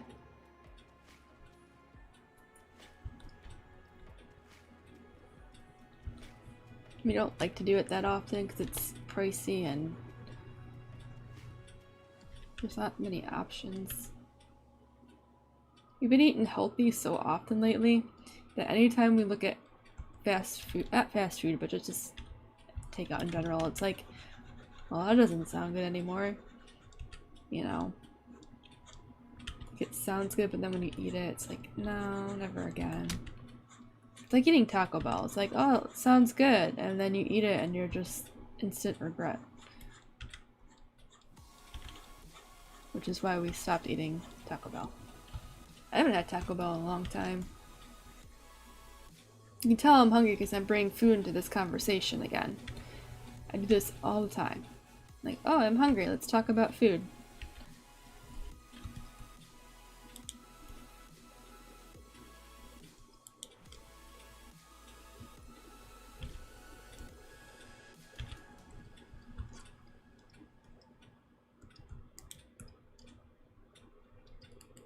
That's looking pretty good.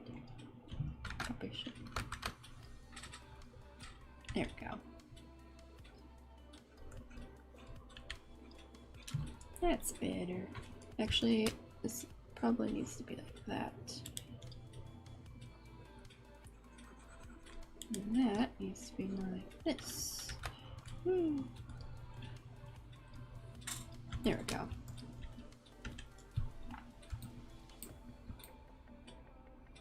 So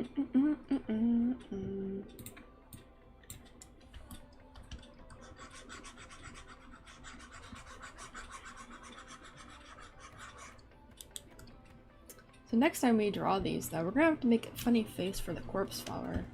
How are we gonna do that? It's gonna be hard. Oops.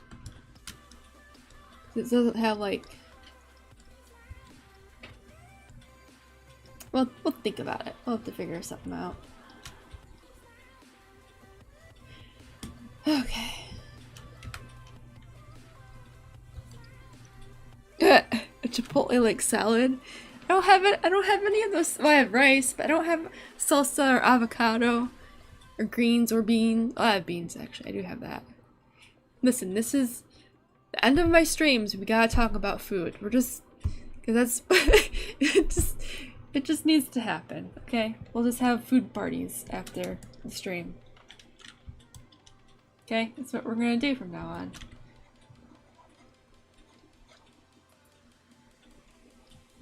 I mean, I scarfed down some fruit on my short break, but I mean, it only lasts for so long.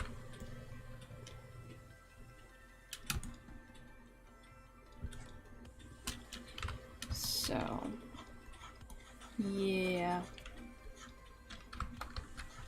I had a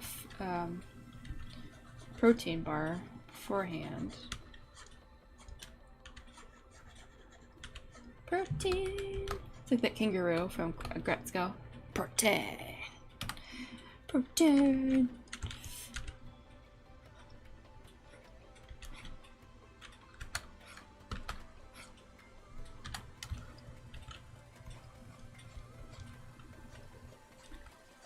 I love that kangaroo. He's so funny. Alright, I think this is looking better. I think I need to get rid of this line and make it a little more subtle. There we go. And then... yeah, that'll be the direction it's going. And then here is where it gets weird, because this is the flower part. And that's gonna have to wrinkle over like this.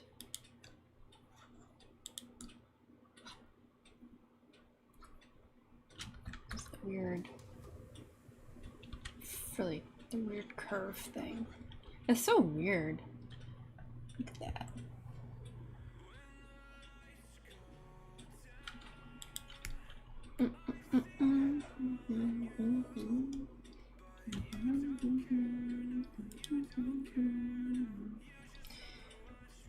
Alright, so put that there, put that there, put there. I'm trying to, it's probably have to be a smaller curve, but that's okay. We'll deal with that when we actually refine the line work on it. And then I'll probably erase that. To oblivion.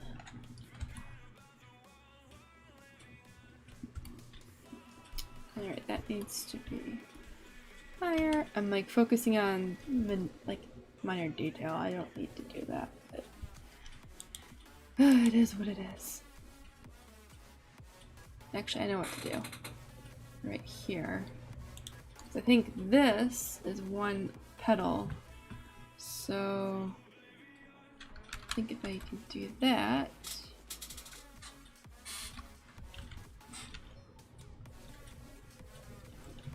There we go. It'll open up there and then do like that. There we go.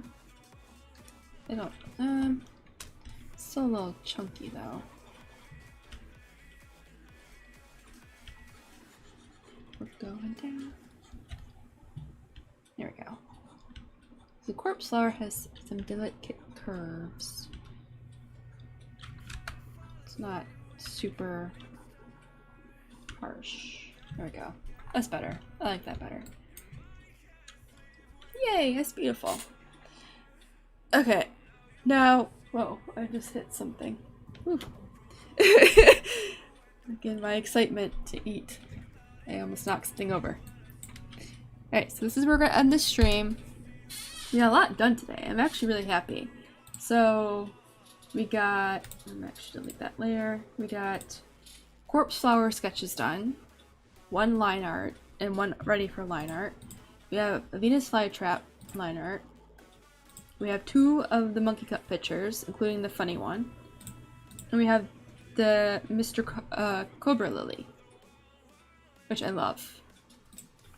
So, I'm very happy. I know I'm still on. I'm actually about to get off, Rue, because I'm really hungry.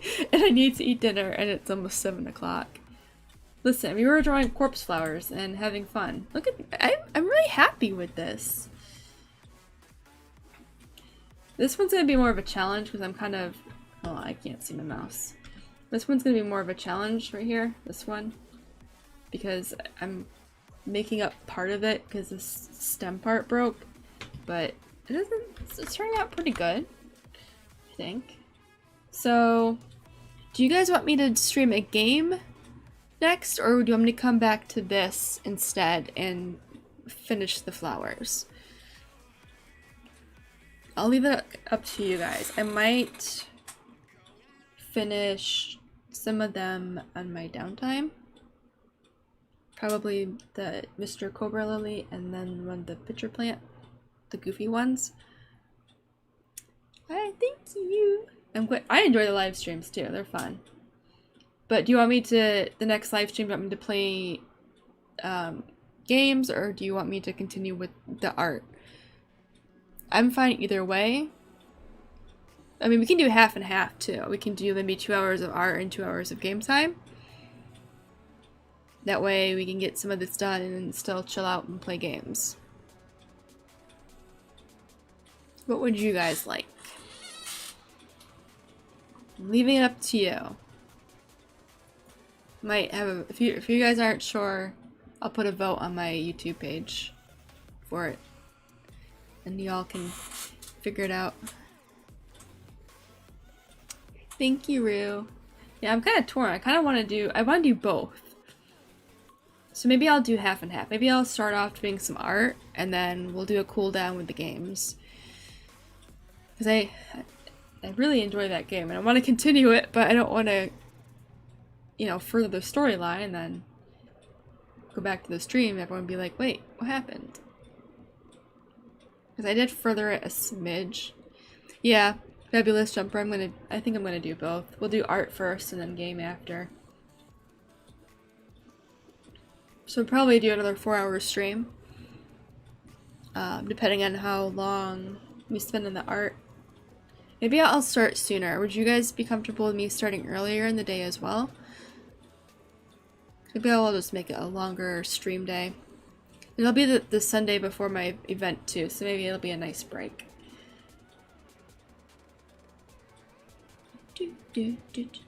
So I think I'll do that. I'll make an announcement that I'm going to be starting it sooner. Maybe just an hour earlier, nothing drastic. And then we'll do half art, half game. Excuse me. I think that'll work. Yeah, that's what we'll do. So I'll put that together, and then tomorrow I'll make an announcement and all that fun stuff. And we'll finish some of these during the stream. And I think that'll work out. That'll be fun. I'm happy. I like this. Good plan, guys. Good teamwork. The date, let me bring that up. I believe it's July, right? Yeah, Sunday the 25th. So Sunday the 25th will be when I stream. I'll put that link in here again. Hold on.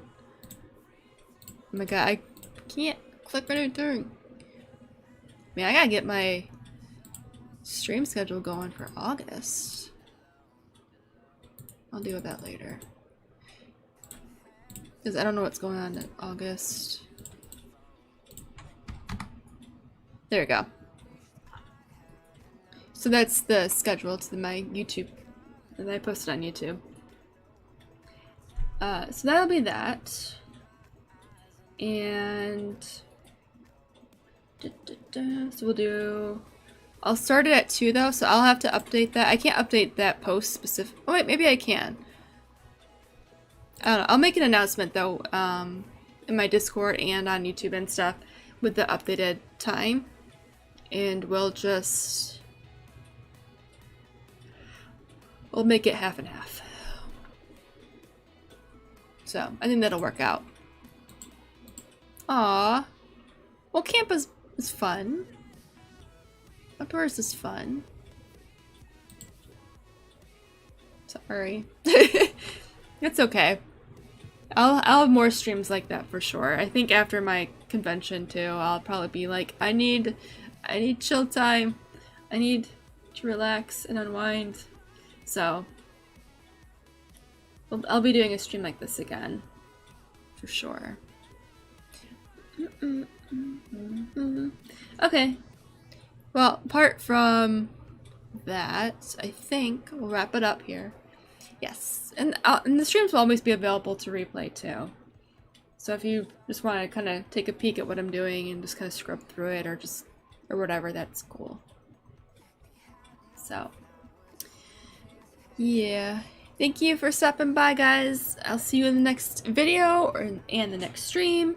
If you haven't already, make sure to like and subscribe for any viewers that watch this later or on replay. And join the Discord if you haven't already. It's just very chill. You can share your art, just relax, have fun, all that fun stuff. Alright, thank you guys for watching. I hope you have a fabulous weekend, and I hope you have a good night. I hope you guys go eat some good food, because I'm going to find some food to eat. So, alright, thank you guys for watching, and I'll see you later.